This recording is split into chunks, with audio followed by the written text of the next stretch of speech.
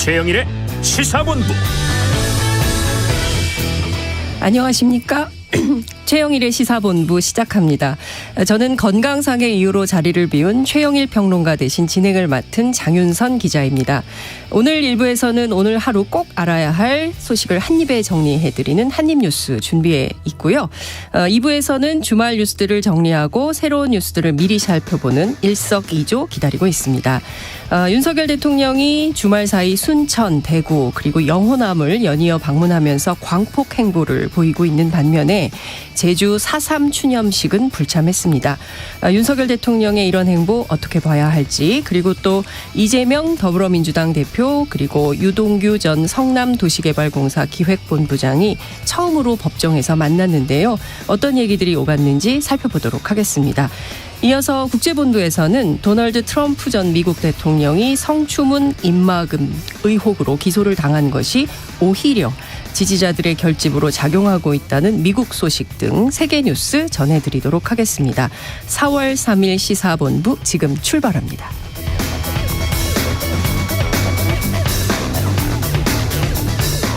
1부 마지막에 듣는 노래 디저트송 신청도 기다립니다. 오늘 듣고 싶은 노래 있으시면 문자 샵 9730으로 자유롭게 보내주시기 바랍니다. 짧은 문자 50원, 긴 문자 100원입니다. 오늘의 디저트송으로 선정되신 분께는 치킨 쿠폰 보내드리니까요. 많은 참여 부탁드립니다.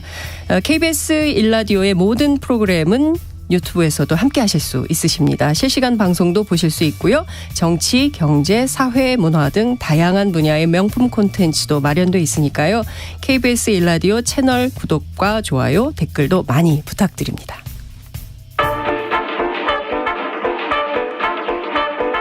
최영일의 시사본부 한입뉴스.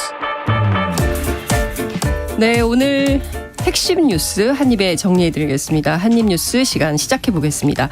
박정호 오마이뉴스 기자, 이봉우 미디어 인권연구소 뭉클연구원과 함께 한입뉴스 시작해보겠습니다. 두 분 어서 오십시오. 안녕하십니까. 네, 제가 긴장을 해가지고 떨고 있습니다. 도와주십시오. 반갑습니다. 전혀 떨고 있는 것처럼 느껴지지 않습니다. 그렇지 않습니다. 아유, 주말 사이에 산불이 너무 많이 나가지고 지금 다들 걱정들이신데요. 서울, 대전 그리고 충남, 홍성 등의 전국에서 동시다발적으로 큰 산불이 발생을 했습니다. 지금 진화 작업이 어느 정도 진행이 좀 되고 있나요? 네, 그러니까 어제 보면은 30여 건의 산불이 발생했는데요. 네. 특히 충남 지역에 좀 집중이 됐습니다. 특히 이제 건조특보가 발효가 돼 있고 네. 거기다가 강풍도 불고 있어가지고요. 산불이 잘 잡히지 않는 상황. 원래 오늘 아침까지만 해도 산림청 얘기를 들어보면 오전에 뭐 대부분의 주불이 뭐 진화될 거다 이런 얘기 했는데 아직까지 이 상황이 좋지가 않은 그런 모습입니다. 충남 금산 같은 경우는 여기가 이 시작된 산불이 대전까지 확산이 됐고요. 밤샘 진화 작업에 이어서 오늘 해가 뜨자마자 헬기까지 동원했지만 아직까지 주불이 진화가 되지 않고 있고요. 한 84% 정도 네. 이 화재가 진화가 된 상황이라서 좀 더 경각심을 가지고 지켜봐야 될 걸로 보이고요. 지금 현재까지만 해도 축구장 550개가 넘는 넓이 398헥타르의 산림이 영향을 받은 걸로 추정이 되고 인근 마을 주민 870여 명은 경로당 등에서 밤을 지새는 그런 일도 있었고 뭐 민가와 암자 같은 이런 건물 두 채가 불탄 것으로 집계가 됐습니다. 그리고 이 발화진 충남 금산 같은 경우는 송전탑이 많아서 헬기 접근이 어렵다 이런 얘기도 들어와 있고요. 네. 그리고 이 어제 보면 홍성에서도 어제 오전 11시쯤에 산불이 났는데 2시간 만에 산불 3단계가 발령될 정도로 불길이 거셌어요. 여기도 오늘 오전 11시 기준으로 보니까 진화율이 73%에 그치고 있는 상황입니다. 아유, 어서 꺼야 될 텐데 큰일입니다. 네. 너무나 이제 대기가 건조하기 때문에 네. 그리고 바람 때문에 어려운 상황이고 특히 이제 서울에서도 산불이 있었거든요. 그러니까요. 서울 종로 인왕산에서 발생한 산불 어제 오후 5시쯤 큰 불길을 잡았다라는 속보는 들어왔었는데 이게 잡히듯 하면서 잔불 정리가 지금 남아있는 상황입니다. 특히 나벽층, 낙엽 밑에 있는 네네. 불씨가 좀 있을 그래요, 수가 있기 맞아요. 때문에 잔불 정리를 좀 하고 있는 상황이고 입산 통제도 이어지고 있습니다. 제 지인 중에 이 인왕산 쪽에 사는 지인이 네. 있는데 어제 막 깜짝 놀라가지고 막 영상이나 뭐 사진 이런 걸 막 SNS에 올리더라고요. 네. 그만큼 이 지역에서는 인왕산에 산불이 난 적이 수십 년 동안 없었는데 그러니까요. 갑자기 이게 산불이 발생해서 놀랐다. 이런 주민들의 얘기도 들을 수가 있어요. 굉장히 많이 또 대피도 하셨더라고요. 어제 그러니까 보니까 주민들이 인왕산 주변에. 대피도 하고 네. 막 그래서 다행히도 인명 피해가 없다는 점은 정말 다행이지만 그래도 빨리 이 산불이 진화되기를 빌어봅니다. 그런데요, 이 와중에 그 충북 제천 봉황산에서 산불이 나지 않았습니까? 그런데 김영환 충북도지사가 술자리에 참석했다, 이런 주장이 제기가 돼서 지금 파문이 커지고 있는 것 같습니다. 그렇습니다. 일단 산불이 어떻게 발생했는지 좀 그거부터 설명을 드려야 될 것 같은데요. 네. 일단 30일 오후 제천 봉야읍에 있는 봉황산에서 이 담뱃불이 원인으로 보이는 산불이 발생했습니다. 이때 산불이 발생했을 당시에는 일단 당국이 규모와 풍속을 고려해서 예상 피해가 10헥타르에서 30헥타르 정도 된다. 그래서 산불 대응 1단계를 발령을 했는데요. 산불이 번지면서 위험지역 주민들에게는 오후 3시부터 3시 20분까지 대피령이 내려지기도 했는데 네. 이게 산불 예상 피해 범위가 10헥타르에서 30헥타르면 산불 1, 2단계로서 이 지휘권자가 바로 대처해야 되는 지휘권자가 시군 구청장으로 되어 있다고 합니다. 산불 피해 규모가 100헥타르 이상 넘어가야 이제 지휘권자고 광역단체장이나 산림청장으로 넘어가는데요. 일단 이런 상황에서 30헥타르로 예상이 됐기 때문에 출장 중인 김창규 제천시장을 대신해서 박기순 부시장이 현장을 지휘했다고 합니다. 일단 불은 21헥타르를 태운 뒤 31일 오전 9시 30분에 완소가 됐다고는 하는데, 문제는 산불이 났을 당시에 김영환 충북지사가 술자리에 참석했다는 의혹이 불거진 것인데요. 30일 오후 7시 30분, 그러니까 불이 났던 시점이죠. 난 이후의 시점인데 네. 충주시 문화회관에서 열린 도립교향악단 연주회를 참관한 뒤에 2시간 뒤에 이 지역 천년 모임에 참석한 걸로 알려져 있습니다. 이 자리에서 김 지사가 술잔을 건배하는 등의 사진이 SNS에 올라와서 민주당은 사퇴를 요구하면서 강하게 비판했는데요. 일단 아까 말씀드렸다시피 이 김영환 지사 측에서는 산불 피해 규모가 21헥타르 정도로 1단계였기 때문에, 또 인명피해가 없었기 때문에 일단 도지사가 지휘권자도 아니었고 도지사의 현장 방문을 고려하지 않은 것이라고 일단 설명을 했습니다. 그런데 사실 여야를 막론하고 이런 네. 산불과 재난이 발생했을 때 지자체장이 조금 대처하는 무관한 일정 때문에 논란이 된 적이 많아서 좀 그렇습니다. 주의가 필요해 보입니다. 예. 그 어떤 상황에서도 책임을 회피하는 듯한 발언을 해서는 안 될 것 같다는 생각이 좀 들어요. 예, 그러니까 산불 예. 지역 주민들 얘기를 좀 들어보면 네. 아니 이 김 지사가 일정을 했던 그 곳하고 차 타면 20분 정도면은 도착할 거리에 산불이 났는데 한번 와서 그러니까요. 볼 수 있는 거 아니냐, 뭐 이렇게도 좀 아쉬워하더라고요. 글쎄요, 지역 청년 모임이 얼마나 중요한지는 모르겠습니다만 그래도 위기 상황에 있는 지역을 먼저 돌보는 것이 정치인들의 역할이 아닌지 다시 한번 강조를 하고 싶고요. 잘 아시는 것처럼 오늘은 제주 4.3 사건 75주기가 되는 날입니다. 윤석열 대통령이 당선인 시절인 작년에는 실제로 현장에 갔었고 정부가 잘 챙기겠다, 이렇게 입장을 밝혔었는데 오늘은 안 가셨네요? 그렇습니다. 윤석열 대통령과 여당 당대표도 모두 참석을 안 한 상황입니다. 네. 오늘 오전 10시부터 일단 75주기 추념식은 열렸고요. 대통령의 불참 이후로는 대통령실은 해외 순방 준비 등 일정상 이유가 있고, 또 작년에 당선인 자격으로 참석을 했기 때문에 같은 행사에 매년 참석할지 하는 것이 적절한지 좀 고민이 있었다고 밝혔는데, 사실 잘 아시다시피 4월 1일 프로야구 대구에서 개막전 시구도 하고 선문시장을 찾은 일정도 있었기 때문에 이 야당에서는 좀 강하게 비판이 나오는 상황이었고요. 네. 일단 추념식에는 한덕수 총리가 대신 와서 추념사도 대독을 했습니다. 대통령의 추념사를 보면요, 정부는 4.3 희생자들과 유가족들의 명예회복을 위해 최선을 다하고 생존 희생자들의 고통과 아픔을 잊지 않고 보듬어 나가겠다.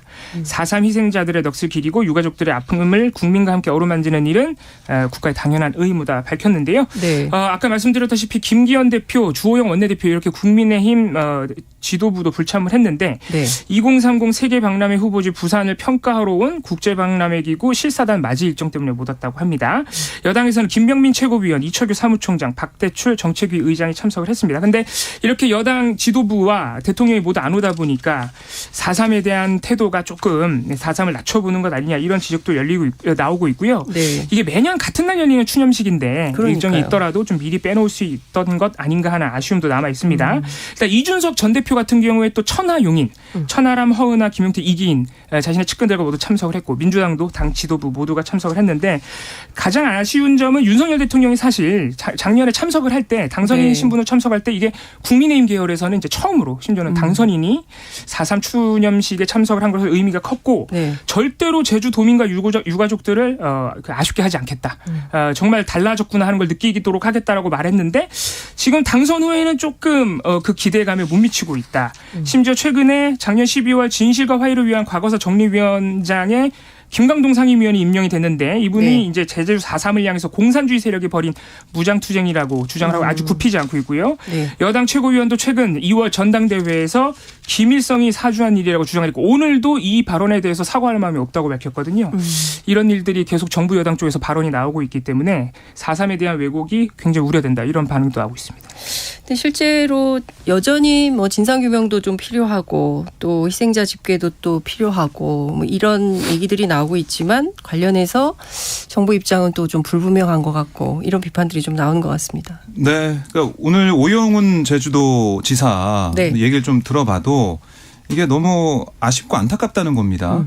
그러니까 4.3이라는 것은 이게 이제 보수 진보를 떠나서 네. 희생자들을 추념하는 그런 자리고 행정정부에서 이제 주최하는 그런 기념 추념식인데 이 대통령도 그렇고 여당도 그렇고 너무 이제 홀대하는 거 아니냐 이런 얘기를 하고 또 지역 주민들도 그런 얘기를 한다고 하니까 이런 비판이 나오는 것 같고요. 특히 오늘 이 추념식장 앞에 이 서북청년단이라고 네. 하는 뭐 어떻게 보면 보수단체에서 기자회견하려고 했어요. 그것 때문에 지역 주민들과 실랑이를 벌이고 결국 뭐 기자회견은 못하긴 했지만 또 갈등이 또 부각이 된단 말이죠. 만약에 대통령이 이 자리에 참석을 했다면 이런 갈등, 이런 통합을 저해하는 이런 움직임 이런 건 없지 않았을까 여기에 대한 지적도 나오고 있습니다. 그러니까요. 실제로 사실은 제주도민들에게 서북청년단이라는 그 명칭 하나가 주는 상처가 여전히 치유되지 않은 가운데 다시 또 등장을 하니까 그 상처를 얼마나 헤집는 상황이 되겠습니까? 저는 참 아픈 역사가 치유도 제대로 안 됐는데 여전히 다시 또 헤집어지는 상황에 대해서 우리 제주도민들께서 얼마나 안타까워하실지 또 국민들도 다 같은 마음이 아닐까 이런 생각이 좀 듭니다. 자, 대통령께서 지난 주말에 1박 2일 일정으로 광폭행보를 하셨습니다. 뭐 호남, 영남을 다 다니셨는데요. 전국 반전이 가능할지 좀 살펴봐야 될 것 같다는 생각이 좀 듭니다. 우선 이게 민심을 좀 회복하고 지지율을 좀 올려보겠다 이런 뜻도 좀 있을까요? 어떻게 일단은 보십니까? 뭐 그렇게 언론에서도 많이 그렇게 보고 있는데요. 최근에 논란이 많았죠. 정부에서 한일 정상회담 논란도 계속되고 또 근로시간제 개편안에도 여러 가지 오락가락하는 모습. 네. 또 최근에 외교안보 라인 대통령실 인사 일제히 또 교체되는 일도 있었고 경제도 안 좋은 상황이다. 맞습니다. 뭔가 반전이 필요하다. 그런 상황에서 대통령이 일단은 영호남을 처음으로 이렇게 동서로 가로지르는 행보를 네. 대통령이 또 보였다고 하더라고요. 조금 설명을 드리면 3월 31일 경남 통영에서 열린 수산인의 날 기념식을 현직 대통령으로서는 처음 참석한 것이 이 일정의 시작이었고요. 네. 이 자리에서 계속해서 논란이 되고 있는 그 일본 수산물 수입한다는 얘기가 정상회담에서 나왔다는데 어떻게 된 것이냐. 예. 이날 대통령이 직접 세 번째로 일본 수산물 수입은 없다고 다시 한번 강조를 했습니다. 그리고 같은 날 31일에 순천으로 이동을 해서 순천만 국제정원 박람회도 개막식에 참석을 했는데 여기서는 또 순천 도심을 가로지르도록 설계가 돼서 불편이 있는 철도 이것을 좀 우회하게 해달라는 노관규 순천시장의 민원을 직접 듣고 곧바로 원희룡 장관에게 또 검토하라고 지시를 해서 또 호응을 얻어내는 네. 민심을 얻어내는 일단 행보를 보인 것이죠. 다음 날 바로 이 4월 1일 영남회로 간 일정이 이제 가장 주목을 받았던 것인데 대구 삼성 라이온즈 파크 프로야구 개막식에서 시구를 직접 했습니다. 네. 언론 보도 굉장히 많이 나왔는데요. 자연스러운 시구 포즈와 표정이 MZ세대 커뮤니티에서 화제가 됐다거나 옆에 있던 허구현 총재가 KBO 총재인데요. 돌직구다. 역대급 돌직구다. 이런 반응을 보였다는 이 대통령실의 전언이 잇따라 보도되기도 했습니다. 곧바로 대구 서문시장 100주년 기념식에도 참석한 윤석열 대통령 약속을 지킨 이제 대통령 선거에서 이런 약속을 했었죠. 기념식에 참석을 하겠다고. 여기서도 예정된 위치보다 차에서 먼저 내려가지고요. 한 30분간 직접 도보 이동을 하면서 시민들과 직접 스킨십을 했고요. 여기서 그래서 굉장히 또 대구가 네. 지지세가 탄탄한 지역이다 보니까 시민들의 열렬한 지지가 또 눈에 보였다 그래요. 그래서 최근 지지율 하락 등 여러 논란이 있지만 건재함을 좀 과시하는 행보였다. 이렇게 분석이 되고 있습니다. 아니 왜 대구 서문만 가시냐. 그런 비판도 예, 있죠. 네. 광주 양동시장은 왜 안 오시냐. 부산 자갈치 시장은 어떠실까? 뭐 이제 이런 얘기들도 좀 나오는 것 같고요. 진해도 가신 것 같은데 또 여긴 또 비공개 일정인 것 같더라고요. 하룻밤을 거기서 보냈죠. 예, 그래서 벚꽃을 보셨나? 이런 생각도 좀 들기도 하는데, 근데 참 어쨌든 이제 지지율을 좀 올리고 대통령 입장에서는 그 한일 회담의 성과도 있는데 이런 성과를 좀 더 적극적으로 국민들께 알리고도 싶으시고 네. 그런 것 같은데 상황은 또 그렇게 훅 오르는 뭐 그런 분위기는 또 아닌 것 같습니다.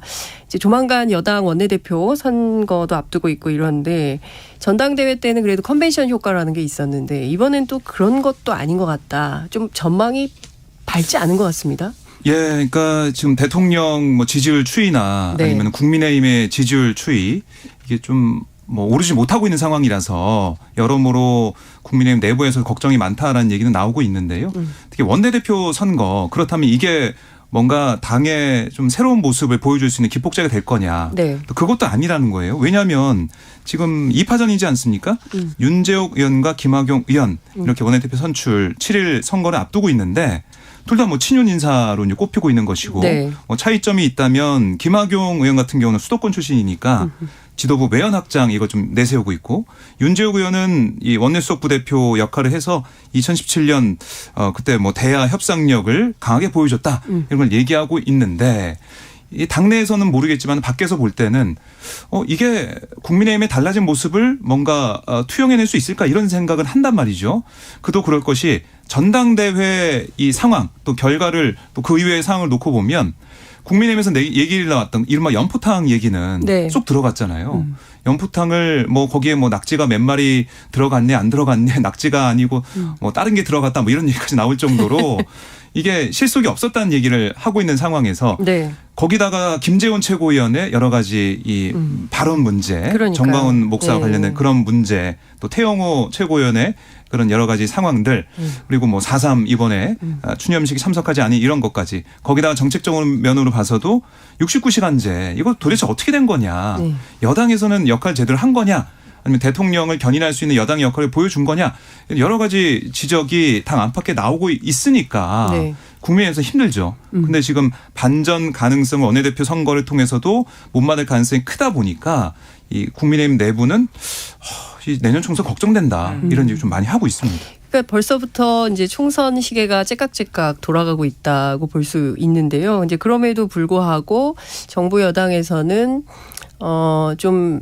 이를테면 중도층을 좀 소구할 수 있는 이런 역할이나 메시지나 발언 이런 것은 별로 나오지 않는다. 그리고 만약에 이번에 4.3에도 대통령이 가셨다면 어쨌든 보수 진영의 대통령으로서 최초로 4.3에 가는 이런 대통령으로 역사에 남을 텐데 그런 것들이 좀 많이 아쉽지 않냐 이런 지적도 정치권 안에서는 나오는 것 같습니다. 네, 그러니까 뭐 이 하루 이틀 사이로 비교가 되는 게 대구 서문시장, 네. 재래시장, 전통시장에 가가지고 뭐 한 30분, 500m 정도 걸으면서 인사를 나누고 뭐 기운이 나는 그런 일정을 소화하면서 왜 제주 4.3은 안 가느냐 이런 당연히 비교가 바로 되는 거 아니겠습니까? 그런 얘기가 나올 수밖에 없는 것이고 결국에는 주 69시간제 거기다가 한일 정상회담 이후의 후폭풍 그다음에 김성한 안보실장 교체 여러 가지 이슈에 있어서 국민들은 궁금하거든요. 과연 무슨 일이 있었냐. 그런 정확한 팩트가 안 나오다 보니까 뭐 이 기자들이나 평론가들이나 뭐 어떻게 보면은 뭔가 이 퍼즐 맞추듯이 네. 얘기를 계속 하고 있잖아요. 근데 그게 100% 팩트는 또 아니니까 국민들이 볼 때는 이게 맞나 저게 맞나 또 헷갈리고 그러니까 매듭을 지으면서 하나하나 정책이나 현안이나 매듭 지으면서 가야 국민들도 좀 신뢰를 보내고 믿음직스럽다 이렇게 얘기할 텐데 그게 아니고 이슈를 덮는 식으로 가다 보니까 국민들 입장이 좀 불안하죠.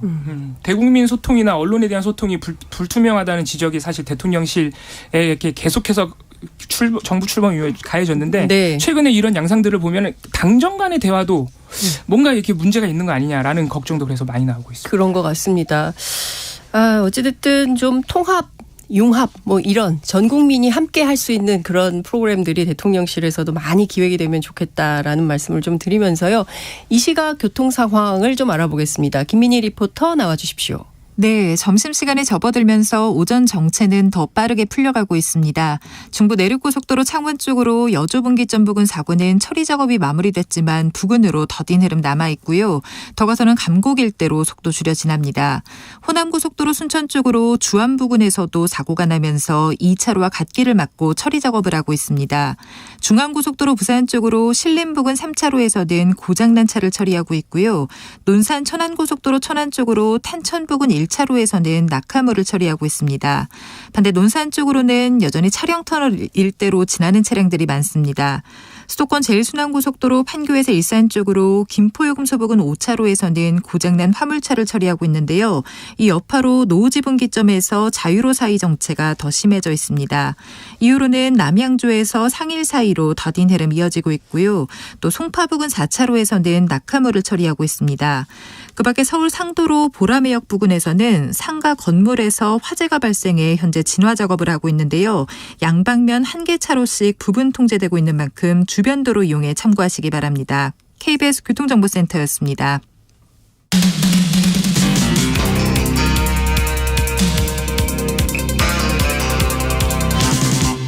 최영일의 시사본부. 네, 낯선 목소리가 나와서 좀 당황하실 것 같아서요. 저는 건강상의 이유로 자리를 잠깐 비우신 최영일 평론가를 대신하고 있는 장윤선 기자입니다. 계속해서 한입뉴스 이어가겠습니다. 한일 정상회담 이후에 불거진 가장 큰 이슈가 후쿠시마산 오염수 방류 그리고 이제 수산물 수입 문제인 것 같아요. 관련해서 여야 공방이 계속 진행이 좀 되고 있는데요.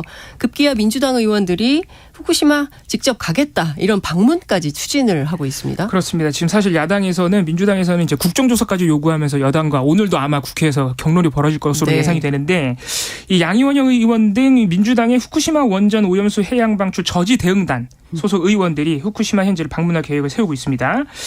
도쿄 전력을 방문하고 후쿠시마 원전 주변 현장을 시찰하는 등의 일정을 계획하고는 있는데 또 어민들, 후쿠시마 현재 어민들이나 기초의원들을 면담하는 방안도 검토는 하고 있다고 합니다. 하지만 현재까지 도쿄 전력 등이 이 야당의 현장 방문에 그러니까 일본에서 협조를 아직은 안 해주고 있는 상황이라고 하고요. 지금 이렇게 진행되는 상황들을 보면은 사실 정상회담에서 어떤 내용이 오갔는지가 결국 문제가 되는 것인데 사실 정상회담에서 기시다 총리와 대통령이 나눈 대화를 다 공개하기는 당연히 어려울 것이고 아까 박종희 기자님도 잠깐 말씀하셨지만 근데 아무래도 정확하게 어떤 실제로 어떤 의제가 제안이 됐고 그에 대해서 우리 정부가 무슨 말을 대통령이 했는지는 몰라도 우리 정부의 정확한 입장이 그냥 수산물 수입 안 한다라는 말 말고 조금 더 구체적으로 정상회담에서 나온 의제에 따라서 우리의 입장이 뭐냐를 조금 더 구체적으로 설명해 줬으면 좋겠다는 요구는 어쩔 수 없이 계속 나올 수밖에 없는 것이고 지금 대통령실에서는 계속해서 후쿠시마 수산물 절대 수입하지 않겠다고 하지만 야당이 이렇게 도쿄 직접 일본 현지를 방문해 나겠다는 입장까지 내는 것으로 봐서는 이게 문제 해결이 계속 안 되고 이런 식의 갈등 양상만 반복될 우려가 크기 때문에 다시 한번 아까도 말씀드렸지만 대통령실에 조금 더 구체적인 설명이 필요하지 않나 생각이 듭니다. 맞습니다. 굉장히 중요한 지적을 해 주셨는데요. 국민들이 납득할 만한 투명한 정보 공개만이 이런 논란과 설설설 이런 어떻게 보면은 정부 입장에서 보면은 확인되지 않은 얘기들이 특히 이제 정치권 안에서 떠돌지 않도록 하는 중요한 방편인데 이게 안 되니까 좀 어려움이 있는 것 같습니다. 그러니까 민주당 의원들 얘기를 들어보면 말씀하신 것처럼 정부에서 정확한 자료나 얘기를 안 하니까 국회라도 역할을 해야 되는 거 아니냐 이런 얘기를 하고 있고요.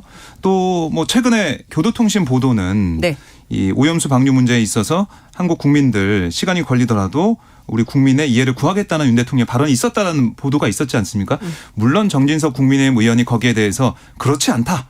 수첩에 내가 적었다라고 하면서 윤 대통령의 발언을 소개하기도 했죠. 뭐 위험성 건강 문제 이런 것들을 얘기하면서 강하게 대응했다라고는 얘기하고 있지만 저는 이게 궁금하더라고요. 이런 정진석 의원의 발언이 일본에는 보도가 됐을까? 어떻게 보도가 됐을까? 좀 궁금하긴 하던데. 그래서 민주당 얘기는 그런 거예요. 아니 이게 일본 국민들이 볼 때는 교도통신만 본 사람들은 한국에서 이렇게 오염수 뭐 이해 구하고 받아들이는 쪽으로 가고 있구나 라는 잘못된 생각을 가질 수 있기 때문에 야당에서 국회에서 가서 국회는 그렇지 않습니다. 국민들 중에는 우리 이렇게 생각하는 사람들이 많습니다. 이런 얘기를 하겠다는 거예요. 그런 차원의 방문. 물론 여러 가지 약속이나 일정이 안 잡히는 부분들은 있겠지만 직접 가야지. 지금 여기 가만히 있는다고 해서 뭐 바뀌는 게 없지 않냐. 이런 주장을 펼치고 있습니다. 그렇군요. 국민의힘에선 야권의 후쿠시마 수산물 관련된 문제 제기에 대해서 강력하게 반발하고 있습니다. 네, 국민의힘에서는 이 민주당이 오히려 반일 감정을 부추기는 그러니까 이 정치적으로 이용하기 위해서 괴담을 유포하고 있는 거 아니냐 이런 얘기를 하고 있어요. 왜냐하면 후쿠시마 오염수 방류 결정된 거 없지 않습니까? 그러니까 우리가 어떻게 할지 그러니까 뭐 봄이나 여름쯤에 방류한다고 하고 있지만 거기에 대해서 국제적인 조사 결과나 아니면 우리의 입장 이런 게 정확히 안 나왔으니까 그거 결정되지 않은 부분이고 또 후쿠시마 수산물 수입도 WTO에서 우리가 이겼다. 수입 지금 안 하고 있지 않냐. 이런 얘기를 하고 있어요. 네. 뭐 식약처에서 수입 안 하는 수산물, 농산물 계속 또 이제 보도를 하고 알리고 있던데 근데 왜 괴담을 유포하고 있냐. 이런 지적을 하면서 네. 결국 민주당이 이 일본발 가짜 뉴스를 근거로 삭발까지 하면서 정부를 규탄하고 있는데 이 정부의 거듭된 부인에도 일본 후쿠시마 수산물 수입될 거라는 그런 민주당 주장 이게 바로 일본을 돕는 친일 행위다 이런 얘기를 하고 있고 아니 정부를 믿어야지 우린 대통령실의 말을 믿어야지 왜 일본 언론의 말을 믿냐 이런 주장도 하고 있습니다. 정부 입장에서는 충분히 할 수 있는 얘기라고 생각합니다. 정부 입장에서는 지금 일본 언론보다 우리 정부에서 공식적으로 밝히는 입장을 우리 국민들이 믿어줘야 되는데 하도 일본에서 이러저러한 보도들이 쏟아지고 있기 때문에 구체적으로 어떤 것인지에 대해서 일종의 저는 기자회견을 한번 하시면 어떨까. 그래서 일문일답 같은 걸 통해서 우리 대통령이 이런 말씀을 하셨구나라는 것을 국민들이 확인할 수 있는 기회를 마련해 주시면 오히려 논란을 좀 수그러뜨릴 수 있지 않을까 이런 기대도 해봅니다. 근데 사실 일본 언론 보도를 국민이나 야당이 일본 언론 보도 나오는 걸 고지고대로 믿고 그 편에 서는 게 아니라 일본 언론에 나오는 말이 너무 말이 안 되지 않느냐. 일본의 요구가 뭐 수산물 수입부터 시작해서 위안부 합의도 사실 얘기가 계속 나왔었고 너무 말이 안 되니까 우리 정부한테 아니라고 확실히 좀 해달라는 거거든요. 사실. 그러니까 그런 거로 봤을 때는 이게 꼭 일본 언론을 믿어서 발생하는 일이라기보다는 그런 우리 정부에 대한 조금 더 요구가 있는 거 아닐까 이렇게 이해를 했으면 좋겠습니다. 그래요. 알겠습니다. 자, 산업부 얘기를 좀 해보겠습니다. 우리가요 겨울에 정말 그 난방비 폭탄 때문에 다들 깜짝 놀랐었습니다. 네. 저도 굉장히 많이 냈었는데요. 이번 2분기 전기 가스 요금 인상을 놓고 다시 또 논란이 불거졌네요. 네, 그렇습니다. 이 지난달 31일 당정 협의회부터 좀 짚어봐야 될 것 같아요. 네. 애초 이제 당정이 이번 달 1일부터 적용되는 요금 인상안을 확정할 예정이었는데 이 자리에서 산업부가 3가지 요금 인상안을 당정 협의회에서 제시를 했습니다. 근데 회의 뒤에 당정은 이 고물가 속의 국민 부담은 최소화해야 된다. 하면서 결정을 미뤘어요. 네. 그래서 2분기 전기가스 요금 어떻게 되느냐 이게 좀 궁금한 부분인데 기자들이 그래서 박대출 국민의힘 정책위원장한테 물어봤습니다. 그랬더니 박 의장은 2분기가 아직 시간이 남아 있으니까 네. 단정적으로 얘기할 수는 없다.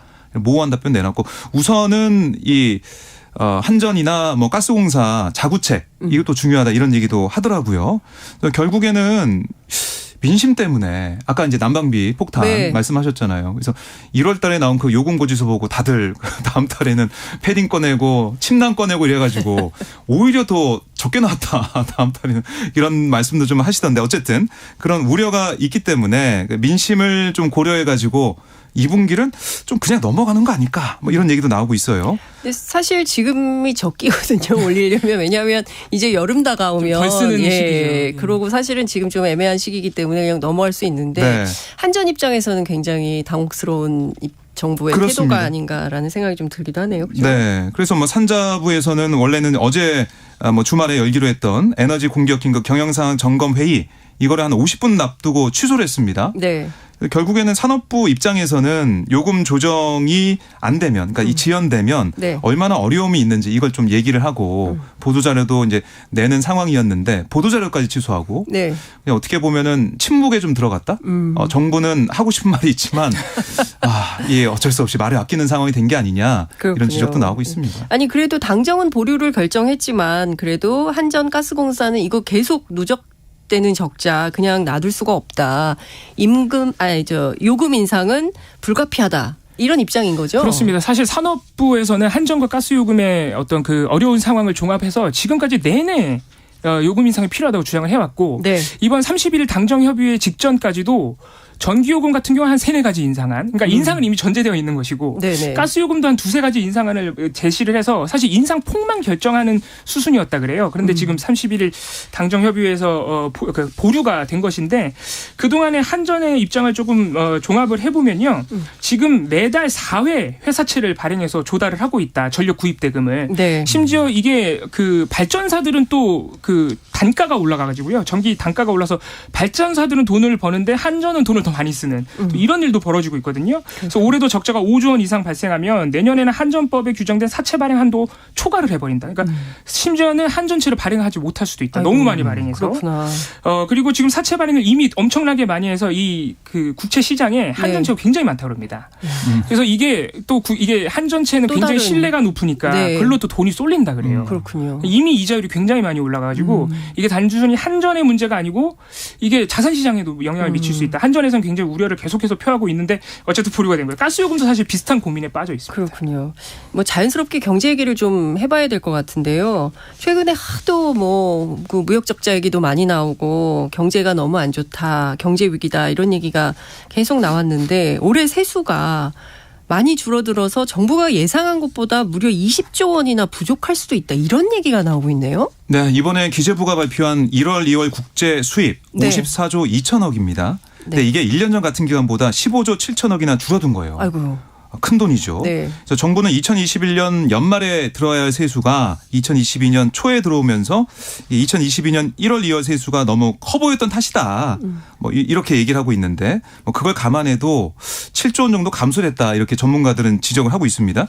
그러니까 이렇게 되면 3월부터 지난해만큼의 세수가 그대로 들어온다고 가정해도 올해 정부가 예상한 국세 수입 400조 5천억보다 한 20조 3천억이 덜 거친다 이런 계산이 나오는 거예요. 그러니까 2019년 이후 4년 만에 세수 결손이 발생하는 건데 그 규모도 2019년에는 1조 3천억에 불과했는데 네. 이번에는 뭐 19배 정도 되나요? 20배 가까이 20조 규모로 2014년 이후 첫 10조 이상 세수 결손이 예상되는 상황입니다. 그렇군요. 근데 이게 뭐 작년만큼의 세수가 3월 이후에 들어오게 될지도 이것도 이제 뭐 통계가 잡히겠지만은 이게 불확실한 거고. 네. 그럼 어떻게 할 거냐. 지금 뭐 주식시장 침체해서 양도세, 증권거래세 5조 이상 감소했죠. 네. 주택 이 매매량 떨어져가지고 세수 감소에 영향을 줬는데 이 기조가 지금 경기 침체가 온다고 하니까 이어질 수가 있어가지고 정부가 어떤 뾰족한 대책을 내놓을 수 있을지 좀 지켜봐야겠습니다. 그렇군요. 진짜 다른 것은 몰라도 우리 정책이 이제 감세 정책 기조인데 이 기조를 계속 이어가도 괜찮은 것인지 우리 정부가 좀 다시 한번 판단을 해보면 좋을 것 같습니다. 시간이 별로 없어서 오늘 말씀은 여기서 마무리를 해야 될 것 같습니다. KBS 제1라디오 최영일의 시사본부 박정호 오마이뉴스 기자, 이봉우 미디어 인권연구소 뭉클연구원과 한입뉴스 함께했습니다. 두 분 감사합니다. 고맙습니다. 네. 오늘의 디저트송 말씀드릴 시간인데요. 5615번님께서 반가운 문자 주셨어요. 장윤선 기자님 반갑습니다. 이곳 부산 날씨 너무 좋습니다 하셨습니다. 깔끔한 진행 너무너무 좋아요. 제가 면구스럽습니다. 최영일 시사본부 팀장님 건강도 속히 쾌차하시길 바랍니다. 저도 같이 기도하겠습니다. 7540님께서도 문자 주셨습니다. 월요일인데요. 디저트송으로 김동률 씨의 출발 신청합니다. 말씀 주셨습니다.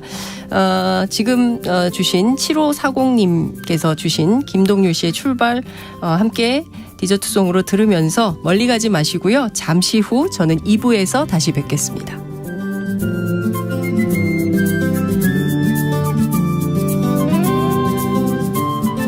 아주 멀리까지 가보고 싶어.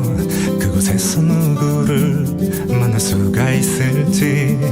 아주 높이까지 오르고 싶어. 얼마나 더 먼 곳을 바라볼 수 있을지. 작은 물병 하나, 먼지 낀 카메라, 때 묻은 지도 가방 안에 넣고서 언덕을 넘어 숲길을 헤치고 가벼운 발걸음 닿는 대로 끝없이 이어진 길을 천천히 걸어가네.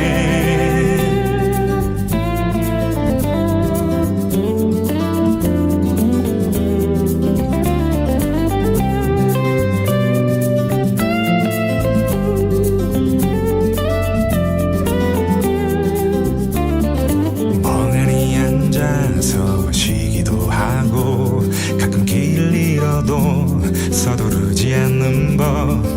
언젠가는 나도 알게 되겠지. 이 길이 곧 나에게 가르쳐 줄 테니까.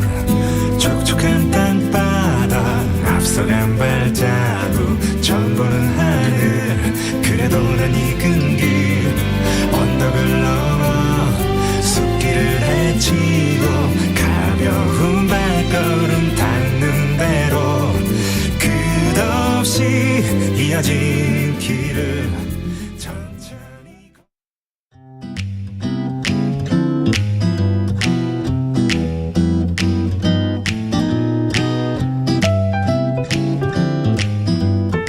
안녕하세요. 바른말 고운말입니다. 우리말에 물은 감도 쉬어가면서 먹어라 라는 속담이 있습니다. 아무리 쉬운 일이라도 한 번 더 확인한 다음에 하는 것이 안전함을 비유적으로 이르는 말이죠. 같은 뜻을 가진 속담으로는 식은 죽도 불어가며 먹어라 같은 것도 있습니다. 속담에 나오는 물은 감은 형용사 무르다에서 온 것인데요. 여리고 단단하지 않다를 뜻합니다.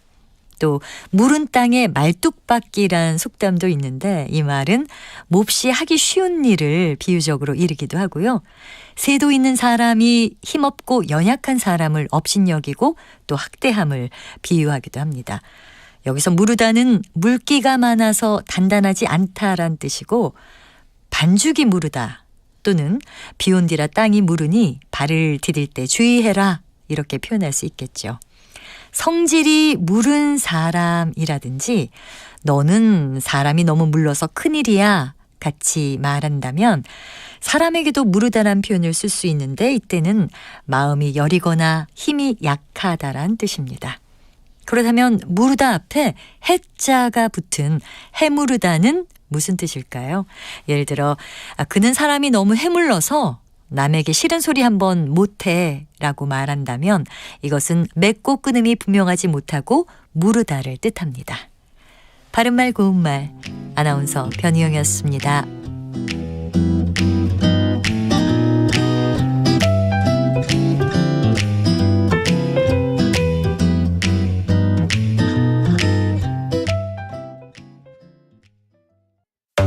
상대 얘기 중에서도 맞는 얘기가 있잖아요. 그러면 예, 거기까지 동감이 이루어졌으니까 그럼 또 요 다음 가시죠. 무슨 정반합 이렇게 가야 되거든요. 이기고 지는 걸 떠나서 좋은 결론을 도출해내셨으면 좋겠어요. 선 넘지 않는 그런 토론. 별로 의미는 없을 것 같아도 그래도 그런 자리가 자꾸 있어야 뭐가 변화가 있을 것 같아요. 그렇게 하다가 보면 뭐라도 뭐 하나 얻어 걸리는 게 있겠죠. 시민논객 여러분을 기다립니다. 평일 저녁 7시 20분 KBS 열린 토론.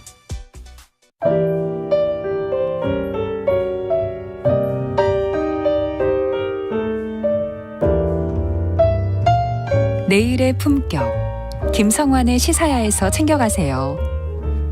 하루를 마무리하는 시간 꺼내보는 당신의 지식 창고 KBS 일라디오 김성환의 시사야 평일 밤 10시 5분 여러분을 찾아갑니다.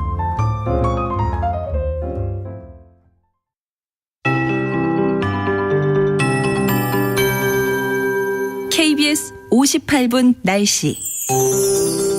현재 전국 5곳에서 산불 진화 작업이 이루어지고 있습니다. 충남 홍성과 금산, 당진, 그리고 충북 옥천, 경기도 남양주고요. 바람이 강하게 불고 있어서 산불 진화에 어려움을 겪고 있는 상태입니다. 현재 전국 대부분 지방에 건조특보가 발효 중이고 오늘은 바람까지 강한 만큼 각별히 불조심하시기 바랍니다. 이 건조함은 내일 밤부터 글피 사이 전국에 다소 많은 양의 비가 내리면서 조금 해소가 될 전망인데요. 특히 남해안과 지리산 부근, 제주도에 비가 집중될 것으로 예상돼 주의하셔야겠습니다. 한편 맑은 날씨 속에 서쪽 지역은 기온이 크게 올라서 때일은 초여름 더위가 이어지고 있습니다. 오늘 예상 낮 최고 기온이 서울 27도, 광주 25도, 대전 24도 등으로 평년 기온을 10도 안팎 웃돌겠고요. 동풍의 영향을 받는 동쪽 지역은 대구가 21도, 강릉, 제주 20도, 포항과 울진 15도 등이 예상됩니다. 오늘 미세먼지 농도는 전국이 보통 단계를 보이겠지만 충남과 전북은 한때 나쁨으로 오를 수 있겠습니다. 내일은 늦은 오후에 제주도부터 비가 내리기 시작해 밤에는 중부지방과 전라도로 확대되겠고요. 모레 수요일에는 전국에 비가 오겠습니다. 비는 목요일 오전까지 이어질 전망입니다. 현재 서울의 기온은 24도입니다. 송소진입니다.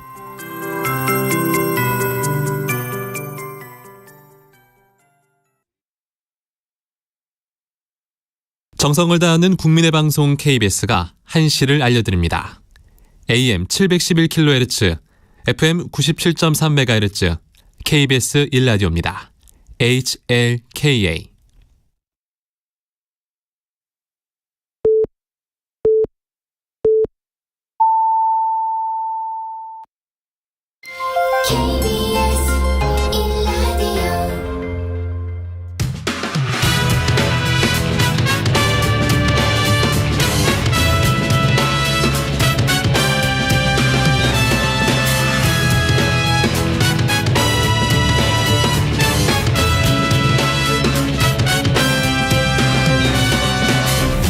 KBS 1라디오 최영일의 시사본부.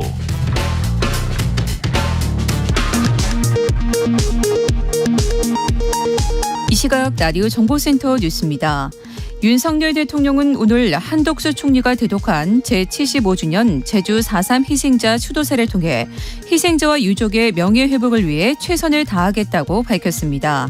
국민의힘도 진상규명과 유가족 명예회복에 계속 노력하겠다고 약속했습니다.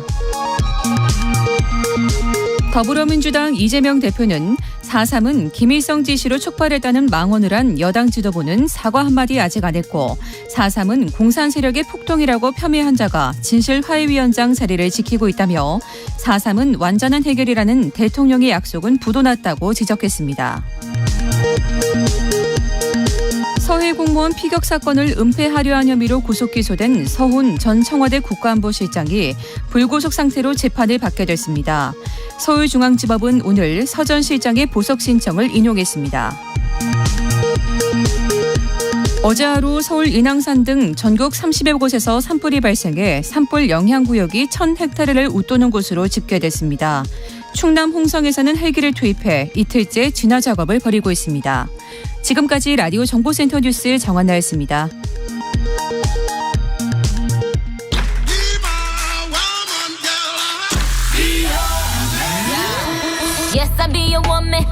네, 인터넷에서 화제가 된 뉴스를 다뤄보는 스트릿 뉴스 파이터 시간입니다. 오늘은 조현정 시사평론가와 함께하겠습니다.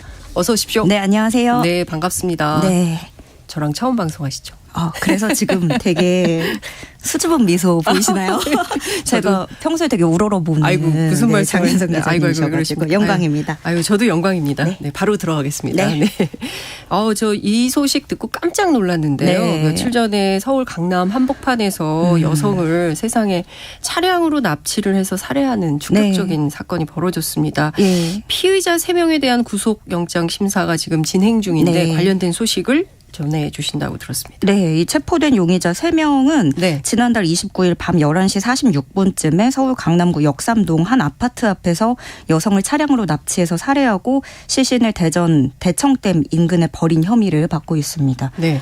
정말 많은 분들이 충격을 받으실 수밖에 없는 게 이게 아파트 앞에서 그러니까요. 도심에서 이런 일이 벌어진 게 충격적인 일이었는데요. 이 피의자들이 오늘 속속 법원에 도착했습니다. 다들 묵묵부답이었고 그중에 한 명만 그저 그냥 죄송하다 이렇게 짧은 답변만 남기고 들어갔습니다. 3명이잖아요. 네. 이모 씨는 서울 지역 변호사 사무실의 사무장으로 근무하고 있는데 공범에게 피해자 정보를 주고 납치 사례를 교사한 혐의를 받고 있고 과거에는 대북 작전을 담당하는 특수부대 출신인 것으로 알려졌습니다. 이 사건 뭡니까? 이게 정말 나오면 나올수록 후속 보도가 나올수록 참 놀라운 일들이 벌어지고 있는데요. 그다음은 황모 씨 행동책입니다. 이 씨의 손발 노릇을 했고요. 주류 판매 업자로 알려져 있고 이 씨의 대학 동창이라고 해요. 그리고 대전 지역에서는 조폭 활동을 했던 것으로 전해졌습니다. 그러면서 주변에는 본인은 살해까지는 모르고 피해자의 미행 역할만 하는 줄 알았다라고 말하고 다닌 것으로 알려졌습니다.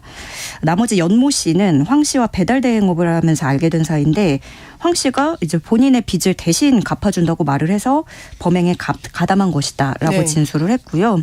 이렇게 이 씨의 사주를 받고 황 씨, 연 씨 두 사람이 두세 달 전부터 피해자를 미행하고 차량이나 범행 도구 이런 것들을 준비를 한 거죠. 그래서 경찰은 범행 과정에서 이 씨가 이들에게 식사를 제공하고 숙박업소를 잡아주고 이런 것들을 제공했다라는 진술을 확보했고 시신을 매장한 장소인 그 대청호도 사전에 좀 공모하고 논의한 것으로 알려졌습니다. 경찰은 이번 범행이 코인 투자하고 관련됐을 가능성에 대해서 수사를 하고 있어요. 이 씨 등의 이번에 검거된 3명 외에도 그 추가 공범 2명도 수사 대상에 올린 것으로 알려졌는데 그 2명은 코인 피해자로 추정이 되고 있고요. 그래서 경찰은 사이버 분야 전문 인력을 동원해서 이들 사이에 어떠한 그런 금전 거래, 오간 돈의 성격이라든가 이 이 씨가 보유한 자산 규모, 관련 사업, 법정 분쟁 상황 등을 들여다보고 있습니다. 네. 지금 영장실질 심사 중이어서 구속 여부는 오늘 결정되게 됩니다. 제가 보기에 구속은 피하기 어려운 상황으로 보이는데요. 네. 어찌됐든 이 관련된 내용 모두가 너무나 충격적이기 때문에 네. 수사당국에서 명명백백하게 어떤 일인지 분명하게 좀 잘 수사해주면 좋겠다라는 말씀을 좀 드리고 싶고요. 자, 얼마 전에 국내에서 생산된 주키니 호박. 이 주키니 호박 종자의 일부가 승인되지 않은 유전자 변형 생물체로 판정이 되면서 정부가 출하를 잠정 중단하는 일까지 발생하지 않았습니까? 네. 지금 마트마다 판매를 중단하고 급식에서도 아이들 급식에서도 제공하지 않는다라고 했었는데 그런데 유통이 되고 있다면서요? 네. 그 식당이라든가 마트에서도 볼 수 있다는 건데요. 이러면 안 되는데. 예. 이게 10년 넘는 조리사 경력을 갖고 있는 A씨가 KBS로 제보를 했습니다. 네. 서울시내 대형마트 안에 있는 푸드코트에서 비빔밥을 먹고 있었는데 그 안에 주키니 호박이 있었다는 거죠. 그래서 일단은 골라내고 비빔밥을 다 먹었고 네. 추후에 마트에다 문의를 했는데 마트 측은 그거 주키니 호박이 아니라 애호박입니다 하고 달라요. 거부를 한 거죠. 바로 알아보시는군요. 구별을 하시는군요. 그럼요. 예. 그런가요? 또 금방 딱 보이는데. 근데 이게 네. 뭐 겉에 색깔이라든가 크기로는 다른데 비빔밥에 네. 껍질을 제거하고 아하. 또 다져서 넣으면 저는 모를 수 되게 있죠. 구분하기 어려울 예. 것 같더라고요. 근데 이 A씨가 조리사 출신이었잖아요. 네. 그래서 나 조리사 출신이다 하고 신분을 밝히고 이제 주키니가 맞다고 강하게 항의를 했더니 이번에는 입점 업체가 그 사실을 시인한 거예요. 사실은 애호박이 아니었고 주키니가 맞다.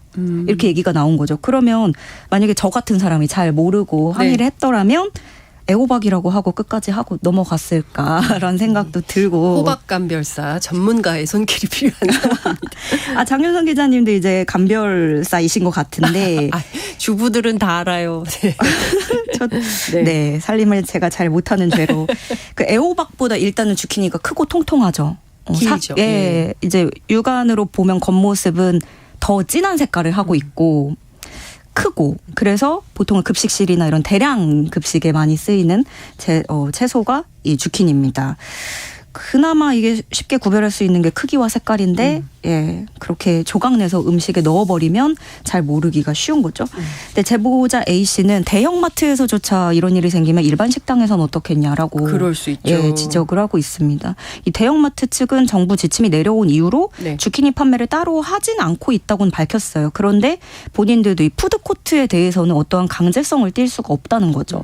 그게 문제인 거고 또 무엇보다 정부 관리 지침에 우려가 들 수밖에 없는 건데 이 폐기 조치 내렸는데 그 후에 어떻게 대응할지 점검 방법에 대해서는 구멍이 뚫려 있는 거잖아요. 예, 또 이런 일이 밝혀지면 또 소비자들은 신뢰하기 어렵고 그럼 무엇보다 이제 농가에서도 주키니 키우시는 분들도 앞으로 어떻게 할지 그렇죠. 또 막막해지는 거잖아요. 중요한 포인트는 먹거리 안전과 관련해서는 한치의 오류도 있어서는 안 된다라는 사실입니다. 왜냐하면요 국민들이 안심하고 먹을 수 있어야 되거든요. 우리가 후쿠시마 수산물에 대해서도 걱정하고 우려하는 포인트가 바로 안전 때문에 그런 거거든요. 그 안전은 아무리 지나쳐도 문제가 없다라고 다들 생각을 하는데 이런 문제가 생기면 국민들께서도 불안이 생기고 불신으로 이어져요. 그렇기 때문에 이거는 사전에 이런 일이 생기지 않도록 해야 되지 않을까라는 생각이 좀 듭니다. 맞습니다.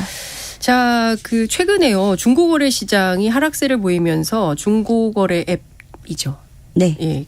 이 사용자 수도 급격히 감소하고 있다고 하는데 이게 중고에 대한 인기가 좀 떨어졌다 이렇게 봐야 될까요? 그게 아니라요. 오히려 물가가 너무 오르면서 중고마저도 사지 않겠다. 지갑을 닫아버리는 거예요. 그러니까 원래 한때 이게 물가가 오르면서 새 상품을 덜 사고 중고 물품으로 가는 추세였는데 이제는 중고마저도 사지 않고 꽉 닫아버리고 아무것도 안 사겠다. 이렇게 되는 거죠. 한 빅데이터 플랫폼 분석에 따르면 업계 1위인 당근마켓 사용자 수가 지난 하반기부터 내리막길을 걸으면서 100만 명 정도 빠진 것으로 나타났습니다. 근데 이 지난 하반기 때가 이제 고물가, 고금리 한창 시름을 앓고 있을 때였는데 가장 최근 지표인 3월 3주차 지표를 지난해 같은 기관과 비교를 해보면 당근마켓 이용자가 4.4%가 빠졌고 업계 2위인 번개장터는 19%가 빠졌습니다. 그래서 사용자들 사이에서도 물건을 올려도 팔리질 않는다. 판매하려고 올린 물건들이 집에서 그냥 무한 대기 중이다라는 하소연이 나오고 있는데 저도 몇 달 전부터 올렸는데 안 팔리더라고요. 그렇구나. 네, 그래서 그 이유가 여기였구나 깨달았는데 이 경기가 나빠진 여파가 일단 가장 처음으로 꼽을 수 있겠고 그리고 요즘에 그러다 보니까 짠테크라는 게 유행하고 있거든요. 맞아요. 네, 어떻게든 이거 좀 줄여보겠다. 허리띠를 졸라매는 풍토가 또 생기고 있고 그리고 전문가들은 또 하나 짚어내기를 미니멀리즘이 유행하는 점도 꼽고 있더라고요. 미니멀리즘은 왜 관계가 있는 건가요? 아무것도 그냥 간단하게 최소한의 것들 생활의 영역 살 수 있는 만큼만. 그러니까요. 우리가 좀 생활의 여유도 있고 뭐 이런 것도 좀 사고 뭐 이렇게 하면서 경제 활성화가 돼야 되는데 다 안 쓰고 안 사고 안 먹고 이러면 이게 큰일 납니다. 참 걱정인데요. 어찌됐든 중고 마저도 사지 않겠다라는 소비자들의 심리가 계속 확산된다는 것은 이 정부가 들어야 될 얘기를 최영일의 시사본부에서 굉장히 얘기를 많이 하고 있다는 생각이 좀 듭니다. 당국자들이 좀 잘 듣고 판단하셨으면 좋겠다는 생각이 좀 듭니다. 경쟁률이 6.7대 1이나 되는 직업이 있다면서요. 전국의 할머니들 3천여 명이 몰린 일자리가 있었다. 이야기 할머니 무슨 얘기인가요? 이야기 할머니들은요. 유치원 어린이집에서 아이들에게 이야기를 들려주는 할머님들입니다. 아름다운 이야기 할머니 프로젝트라는 게 있는데요. 56세에서 74세 여성을 선발해서 일정 교육을 받게 한 뒤에 전국 유아교육기관에 파견이 돼서 어린이들에게 이야기를 들려주는 프로그램이고 이게 한국국가학진흥원이 문체부와 광역자치단체들과 함께 추진을 하고 있습니다. 매년 활동 규모를 확대해 가면서 지난해에는 3천여 명이 8,600여 개 유아교육기관에서 활약을 했고 어린이 52만 명에게 옛 이야기를 들려준 겁니다. 그러니까 올해 총 500명을 뽑는데 전국에서 3,352명이 지원을 했어요. 면접에서 어떤 것들을 평가하냐면 이야기 구현 능력, 지원 동기, 교육자가 지녀야 할 자세, 활동 의지 이런 것들을 평가했다고 합니다. 근데 이야기 할머니들은 얘기를 들려주는 거에서 멈추지 않고 1년에 1,500자에서 2,000자 정도 되는 옛날 이야기 34개를 외워서 어린이들에게 말해줘야 되는데 이게 암기한 내용을 바탕으로 쉽지 않을 것 같거든요. 그러게요. 그래서 한 번에 20-30분 정도 수업이 주어지는데 애기들은 또 이제 집중력이 약하잖아요. 돌아다니고 그걸 또 달래고 이렇게 집중시키고 재밌게 끌어나가는 게 어려운 일인 거죠. 그런데도 뽑히는데 이렇게 경쟁도 치열하고 교육도 1년 가까이 들어야 되고 쉽지 않은 과정인데 지원 열기는 점점 더 뜨거워지고 있고요. 그렇구나. 할머님들이 이제 말씀하시는 거는 무엇보다 보람이 있고 아이들과 이제 소통할 수 있고 그리고 거기서 또 이제 힘을 얻기도 하고 참가 수당도 받을 수 있고 하다 보니까 많은 분들이 지원하셔서 우리 아이들에게 재밌는 얘기 많이 전해주는 할머니들 되시면 좋을 것 같고요. 저도 조금 더 나이가 들면 한번 도전해 보도록 하겠습니다. 오늘 말씀은 여기까지 들어야 될 것 같습니다. 감사합니다. 네, 고맙습니다. 네, 지금까지 조현정 시사평론가와 함께했습니다. 감사합니다. 네. 최영일의 시사본부는 여러분과 함께합니다. 짧은 문자 50원, 긴 문자 100원이 드는 샵 9730. 라디오 어플 콩과 유튜브는 무료로 참여하실 수 있습니다.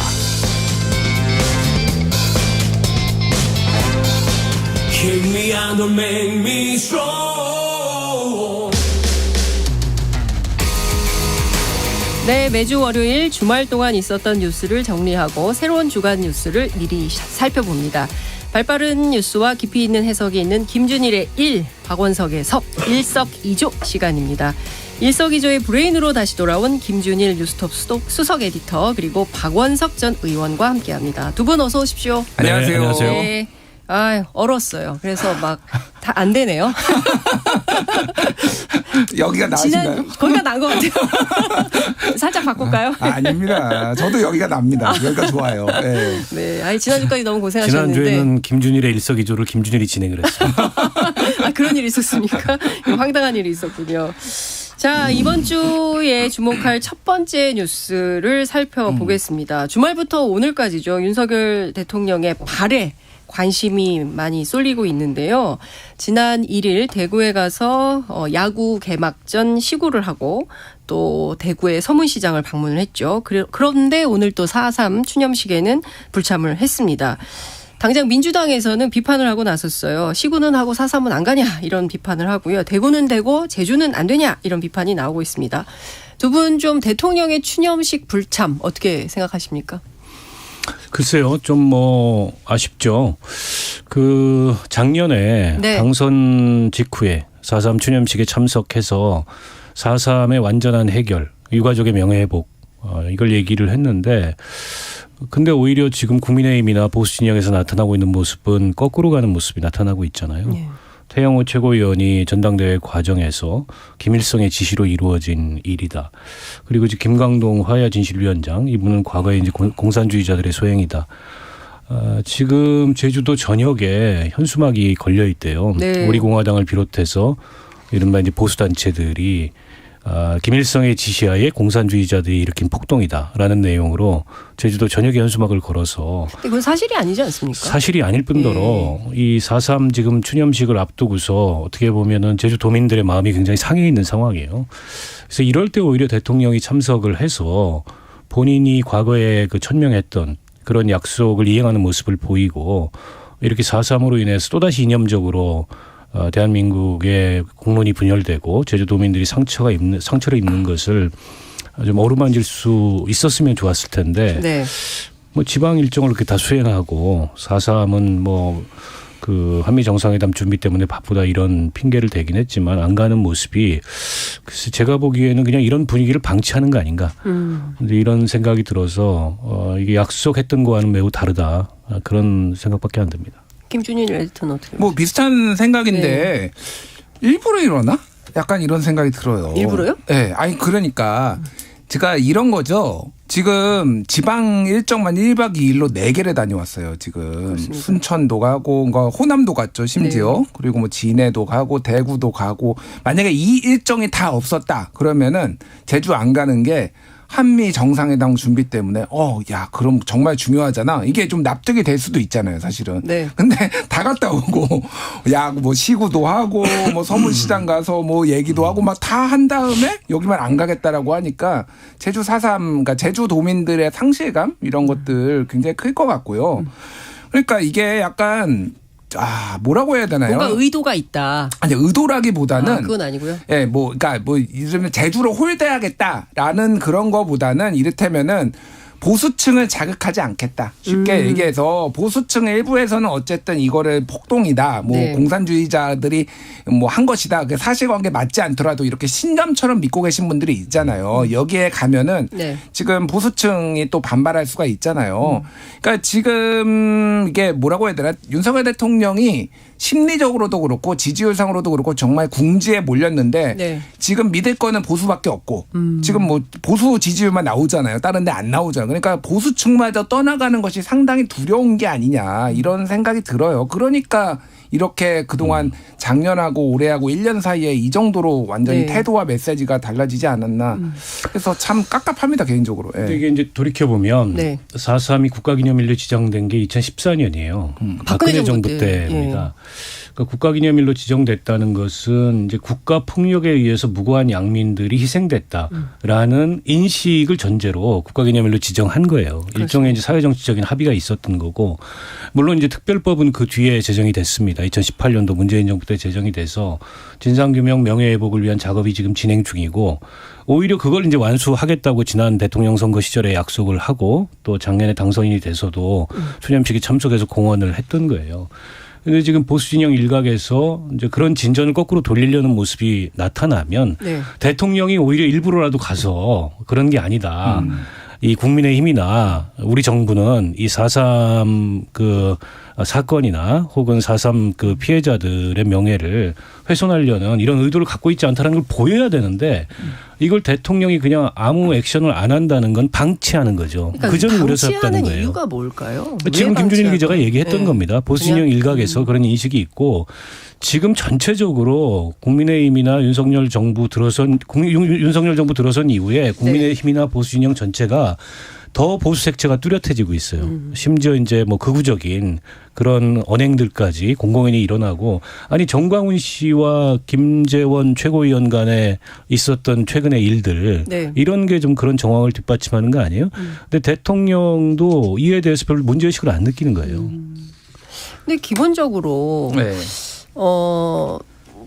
말씀하신 대로 최소한 그 보수만 살진 않잖아요. 대한민국에. 그런 보수, 진보, 중도 이렇게 다 설득해서 통합의 리더십을 발휘하려고 하는 게 상식적인 판단인데 그렇지 않을까요? 그게 그러니까 이 통합의 리더십이라는 거는 정말 부단한 노력이 필요한 거죠. 부단한 노력이 필요한데 저는 그렇게 봐요. 그러니까 윤석열 대통령 지지율이 20% 뭐 중반대까지 떨어졌잖아요. 작년에. 네. 바이든 날리면 특히 이제 그때 전후로 해가지고. 24%까지. 예. 그러니까 이게 저는 생존의 위협을 느꼈다고 봅니다. 사실. 예. 그러니까 이게 보수 대통령의 탄핵을 한번 당한 적이 있잖아요. 네. 여기서 더 떨어지면은 굉장히 위험하다. 그러면은 이게 굉장히 그 보수적이 되고 말 그대로 진짜 보수적이 되고 사람이 움츠리게 되고요. 본능에 충실하게 돼요. 이 본능에 충실하니까 그러니까 이 불편한 나랑 다른 거를 만나고 접하고 이런 거는 굉장히 이 본능에 어긋나는 거예요. 그래서 이제 보통 이제 호모필리 뭐 이런 얘기가 있잖아요. 유유상종이라는 말인데 이게 사람은 원래 그렇거든요. 자기랑 친한 사람들 개딸은 개딸끼리 뭉치고요. 원래 태극기는 태극끼리 뭉칩니다. 개딸이 태극기 만나면 매우 불편해요. 서로. 그러니까 아예 상종을 안 하는 거예요. 근데 대통령은 그렇지 않으냐고 다 만나야 되는 건데 지금은 굉장히 위축돼 있다라는 거 하나인데 문제는 그러니까 게다가 당정일치 뭐 이렇게 해가지고 다 똑같은 사람들끼리 이제 다 지도부까지 됐잖아요. 네. 그러니까 그거예요. 고만고만한 사람들끼리 고만고만한 얘기를 하면은 고만고만한 답밖에 안 나옵니다. 아니 지금. 근데 지금 서문시장에 가서 초심을 강조하지 않았습니까? 왜 정치를 시작했고 왜 대통령이 됐고 누구를 위해서 무엇을 위해서 어떻게 일할지 그리고 그런 부분에 대해서 가슴 벅차게 느낀다 이런 얘기를 했단 말이에요. 그러니까 초심을 굉장히 강조했으면 대통령 당선됐을 당시에 본인 마음으로 다시 돌아가 보겠다. 뭐 이런 거 아니겠습니까? 그러니까 지금 취임한 지 1년이나 지나서 초심을 얘기하는 것도 좀 이상하다고 보는데요. 네. 저는 지금 대통령 선거 캠페인을 하는 게 아니잖아요.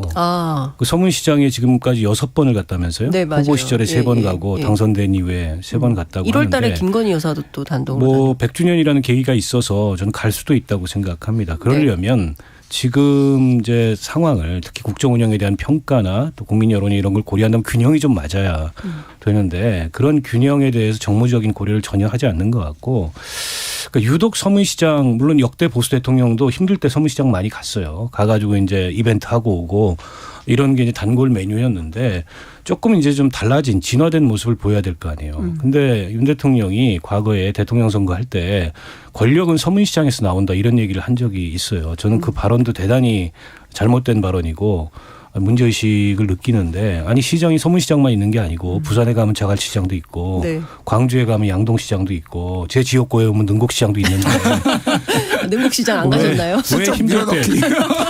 왜 힘들 때 이렇게 서문시장만 가는지 그거는 이제 집토끼들이 편한 거죠. 그러니까 불편하고 껄끄러운 거를 좀 피하고 싶은 그런 심리에 더해서 지금 이 정치적 위기가 제가 보기에는 오히려 중도층이라든지 2030이라든지 이런 데서 이제 민심 이반이 일어나는 건데 그럴수록 집토끼들이 더 단단히 뭉쳐야 된다는 엉뚱한 해법을 지금 내놓고 있는 것 같아요. 네.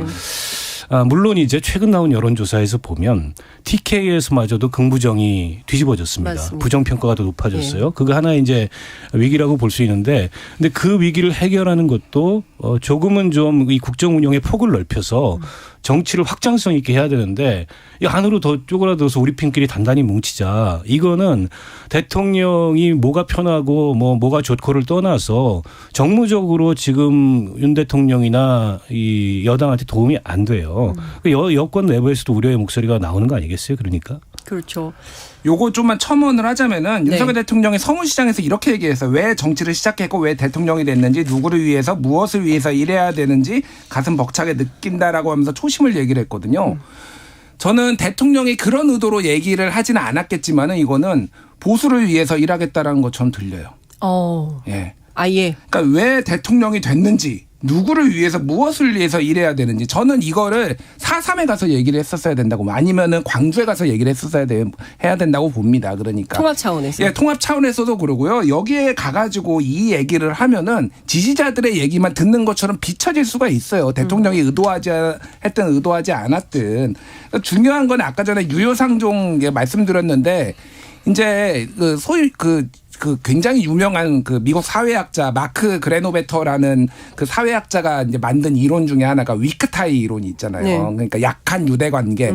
그러니까 보스턴에 있는 실직자들을 조사를 해보니까 강하게 알고 지내던 사람들한테 직장을 구한 게 아니라 다 약한 고리에서 다 직장을 구했다라는 거거든요. 이건 정치도 마찬가지입니다. 지금 그 위크타이가 스트롱 타임만 남아 있어요. 지금. 근데 네. 위크타이가 바로 4.3 같은 데거든요. 그러니까. 이런데 그러니까 4.3은 사실은 이념적으로 중립적으로 충분히 접근할 수 있는 거예요. 그렇죠. 진보층까지가는 아니더라도 중도층에서 할 수 있는 건데 이런 거 약한 고리를 다 끊어버리면은 갈 길이 없는 거예요. 그러니까 대통령이. 그러니까 참 걱정입니다. 제가 아까 작년 여론조사 숫자를 언급결에 말해버려가지고요. 2022년 8월 2일부터 4일까지 한국 갤럽 조사에 나온 것이고요. 대통령 직무수행 긍정응답이 24%, 부정은 66%였습니다. 자세한 여론조사 내용은 중앙선거 여론조사 심의위원회 홈페이지를 참조하시면 됩니다. 어쨌든 지금 보면 여러 가지로 현안들이 굉장히 많고 특히 이제 한일 회담 이후에 후쿠시마까지 의혹도 많이 있고 뭐 그에 비해서 이제 여론 지지율은 오르지 않고 뭐 여러 가지로 지금 복잡한 이런 상황이기 때문에 정책이면 정책 뭐 등등에 대해서 좀 돌파구가 필요한 상황인데 여전히 윤석열 정부 좀 안개 속이다. 인사 문제, 정책 문제, 뭐 탈출구가 잘 안 보인다. 이런 비판도 좀 가능할 것 같다라는 생각이 좀 듭니다. 저 4.3 얘기 하나만 짧게 얘기할게요. 왜 안 갔냐? 네. 제가 추론하기에는 꼴 보기 싫은 사람 거기 다 모인다. 이준석까지, 네. 이재명까지, 네. 문재인까지. 네. 거기 그냥 안 갈래. 차라리 나는 이런 게 아닌가. 솔직히 피하고 싶다. 그러니까 그냥 야당 대표 안 만나잖아요. 네. 이준석 거의 뭐 이제 내부 총질한다고 거의 쫓아냈잖아요. 문재인 대통령 지금 계속 저격하잖아요. 그러니까 그냥 보기 싫은 사람들 안 보려고 안 간 게 아닌가 저는 그렇게까지 생각이 들어요. 박원순 동의하세요? 그런 심리를 헤아려서 문재인 대통령은 오후에 가기로 했는데 그 정도 배려를 했으면 가셨어야죠. 네. 오후 전직 4시. 대통령이 안 마주치려고 오후에 가기로 했는데. 네. 뭐 좀 만나고 싶지 않은 사람도 만나는 게 정치 아닙니까? 그러니까 네. 저는 그래서 그런 포용 어떤 리더십 이런 거를 보여주길 바랐는데 모르겠습니다. 제 이런 의견이 기우이기를 바랍니다. 예. 글쎄, 뭐 저도 바랍니다. 기후위기를 다 같이 바라면서 자 이번에는 김준일 뉴스톱 수석 에디터께서 가져온 두 번째 뭐 주목할 만한 뉴스 얘기를 좀 해봐야 될 것 같은데요. 대장동 관련해서 민주당의 이재명 대표 재판 그리고 50억 클럽 특검법 처리 이 문제도 굉장히 좀 주목이 되는 상황입니다. 예, 뭐 50억 클럽 같은 경우에는 지금 뭐 여기 박원석 의원님이 훨씬 더 설명을 잘할 것 같아요. 지금 정의당 입장에 대해서 명확하게 파악을 하고 계시니까 그래서 뒤에 좀 얘기를 하면 될 것 같고 네. 지금 뭐 그 공직선거법 위반 같은 경우에는 저는 일단은 이렇게 생각을 해요. 그러니까 이재명 대표와 관련해서 꼭 해야 되는 수사. 네. 그리고 할 수도 있는 수사. 그리고 해서는 안 되거나 하면 이상한 수사. 뭐 이런 게 있거든요. 네. 근데 대표적으로 이상한 수사 아니면은 해서는 안 되는 수사가 김문기를 알았다 몰랐다. 이거예요. 개인적으로 알았냐 몰랐냐. 그러니까. 저는 이재명 대표가 충분히 기억했을 가능성을 배제를 할 수도 없다라고 봅니다. 뭐 정황상 뭐 그렇잖아요. 그런데 이거를 기억력 테스트를 하는 거잖아요, 지금. 너 그래서 몰랐다라는 거야? 계속 얘기를 하고 유동규도 나와가지고 계속 얘기를 하는데 이거는 수사가 아니죠. 저는 이거는 수사가 아니라고 보고 유동규 씨하고 지금 이재명 대표하고 만나가지고 지금 재판에서 얘기를 했는데 서로 뭐 얼굴도 안 쳐다봤다라고 얘기를 하는데 똑같은 얘기예요, 계속. 너 왜 몰랐어? 얘기를 하고 난 기억 안 납니다. 이런 코미디가 어딨나요, 그러니까. 그러니까 사실 그 백천동 관련해서 협박을 받았다. 네. 그런 거는 입증이라도 가능해요. 그러니까 이게 협박인지 아닌지 그거를 심정이라도 하더라도 네. 개인의 느낌이라고 하더라도 뭐 문건이 있네 없는데 이거는 완전 코미디 같은 재판이거든요. 그러니까 수사거든요. 사실 이거에 너무 저는 과도한 의미를 두는 것도 그렇고 저는 이거 같은 경우에 다른 건 모르겠는데 이거는 무죄 나올 가능성이 매우 높다. 네, 그렇게 봅니다. 네.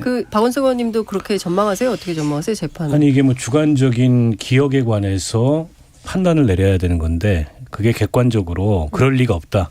기억이 안 날 리가 없다라는 증거를 지금 검찰이 제시해서 그걸 가지고 사법부를 설득하겠다라는 건데 사람의 주관적인 기억에 대해서 제3자가 어떻게 그걸 객관적으로 판단을 하죠. 저는 그 자체가 조금 이상한 재판이라고 보고요. 물론 여러 가지 정황으로 봤을 때 그 몰랐다가 얘기한 이재명 대표의 방송 토론에서의 얘기가 의심이 드는 바는 있어요. 그러나 그 순간 기억이 안 나거나 모를 수도 있는 거예요. 사람이라는 게. 오래전에 만났던 사람 한동안 안 만나면 저도 기억이 잘 안 나거든요. 어디서 봤더라 이러면서. 근데 이걸 가지고 재판을 통해서 과연 당시에 그 방송 출연에서 했던 얘기가 객관적 사실에 부합하는지 허위 사실인지 이걸 가린다는 것 자체가 제가 보기엔 좀 이상하고 물론 백현동 경우에는 좀 다릅니다. 그게 국감장에서 한 얘기고. 그렇죠. 당시에 이제 국토교통부에서 그 성남시를 향해서 이 백현동 부지와 관련돼서 했던 일련의 그런 조치들이 과연 협박이었냐. 그게 객관적으로 사실에 부합하느냐 이건 가려볼 수 있다고 생각하는데 너무 이게 그 이재명 대표에 대한 지금 사건이 워낙 많다 보니까 모든 사건들이나 그와 관련된 그 유동규 씨라든지 관련자들의 메시지가 주목을 받는데 어쨌든 저게 재판할 가치가 있나 이런 생각은 들고요. 50억 클럽 특검 관련해서는 정의당의 입장은 명확해요. 네. 그러니까 50억 특검이고 김건희 특검이고 하자는 겁니다. 지금 검찰이나 지금 여당의 태도로 봤을 때 이 수사를 할 의지가 전혀 보이지 않고 한동훈 장관이 나와서 얘기했잖아요. 네. 특검에 대해서 부정적으로 얘기했고 다만 국회법에 정해진 절차를 지켜서 하자. 그래야 이게 실효성이 있다는 거예요. 왜 그러냐면 대통령 거부권이라는 게 있습니다. 그런데다가 이게 패스트트랙이 그렇게 패스트하지 않아요. 아시겠지만 법안 숙려 기간이 330일인데 법사위가 상임위하고 이게 겸해져 있어서 상임위 90일은 뺀다 하더라도 최소 180일 상임위의 숙려 기간이 필요하고 본회의로 넘어왔을 때 60일인데요. 김진표 의장이 넘어온 다음 날 처리해도 181일이 걸리는 거예요. 그럼 6개월이거든요. 근데 지금 어쨌든 50억 클럽 특검은 법안 1소위에 이제 상정이 회부가 됐어요. 법사위 상정이 돼가지고 거기 논의를 하는 거고 안 하고 싶어 할 거예요. 그러나 명분이 없어요. 안 할. 그 명분을 계속 밀어붙이자라는 거고 정치적으로 봤을 때 50억 클럽 특검이 국민의힘에 무슨 커다란 데미지나 손해인가? 저는 그런 생각은 안 들어요. 검찰 출신들은 그런 생각을 할지 몰라요. 특수부 선배들이 줄줄이 엮여 있기 때문에 이건 총선이 가까워지면 가까워질수록 국민의힘이 마냥 이걸 거부하기 어려울 거다 이렇게 보고 김건희 그 도이치모터스 특검도 특검 사안이 아니냐 논란이 있지만 어쨌든 혐의가 있고 의혹이 있고 고발이 됐는데 수사를 안 하면은 특검 사안이 되는 거예요. 대통령 영부인이기 때문에. 근데 이거는 만약 국회가 이거를 패스트트랙에 얹어가지고 밀어붙이면 그 순간 국회 마비되고 대통령 거부권 행사할 거 실효성이 없어요. 정치적으로 그냥 이거를 본회의에 패스트트랙으로 부의했다라는 의미만 남고 정치 공세만 남는 거예요. 근데 국회법 절차대로 한다고 한들 이게 될 가능성은 오히려 더 낮다. 민주당은 좀 그렇게 보고 있는 것 같지 않으세요? 그렇게 보고 있는데 저는 정치는 언제나 명분이기 때문에 그러면 명분을 얻고 그 명분을 얻어야 비로소 패스트트랙으로 가더라도 그게 명분 있게 갈 수 있다는 겁니다. 그러니까 정의당 입장이 그렇고요. 저는 사실 뭐 민주당의 입장도 이해가 가고 정의당의 입장도 이해가 가는데 민주당이 이거를 급하게 빨리 처리를 해야 될 만한 이유가 있나 그 생각은 들어요. 뭐냐면은 이게 정의당의 안대로 가면은 이게 하반기로 넘어가거든요. 그러면 그냥 아주 정략적으로 정무적으로 판단을 하면은 선거에 가까울수록 이게 더 민주당이 유리할 수도 있어요. 그러니까 임박해서 이게 특검이 가면 갈수록 어쨌든 전체적으로 보면 그게 김건희 특검이 됐든 50억 특검이 됐든 지금 검찰이 잘못하고 있고 정부 여당의 관련된 사람들이 더 나올 가능성이 있으니까. 그래서 지금 사실은 민주당의 생각은 지금의 현재 이슈를 좀 이걸로 좀 바꿔보자라는 것 같은데 저는 정무적으로도 차라리 그냥 하반기에 가는 게 맞을 것 같고 중요한 거는 어쨌든 이 검수완박 소위 말하는 검찰 수사권 제한 축소 요 법안과 관련해서 민주당이 밀어붙이다가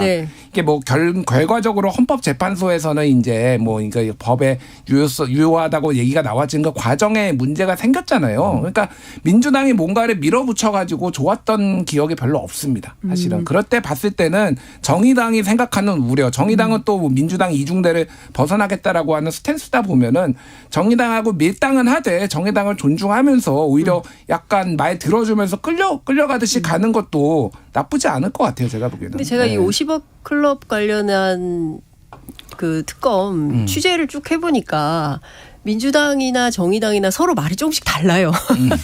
말이 조금씩 다른데 네. 안 하자는 것은 아니다. 그런데 이제 시기와 방법을 가지고 얘기를 하는데 실질적으로는 정치적으로 조금 딜하는 이런 모습들도 좀 있는 것 같습니다. 정의당은 정의당 나름대로의 어떤 이렇게 트랙을 밟는 목적과 이유 중에는 뭐 선거법 얘기도 조금 나오기도 하고요. 민주당 입장에서는 정의당하고 같이 일종의 개혁입법 연대로 해서 이런 뭐 50억 클럽 특검도 그렇고 그다음에 김건희 여사 관련된 도이치모터스 주가 조작 사건과 관련된 특검도 그렇고 이걸 좀 해보려고 하는 이런데 정의당이 좀 잘 안 도와준다 이런 답답함도 좀 있는 것 같더라고요. 아니 개혁입법 연대 해놓고 위성정당 만든 게 민주당이잖아요. 과거에 이제 선거제도 개혁 다시 옛날로 돌아갑니다.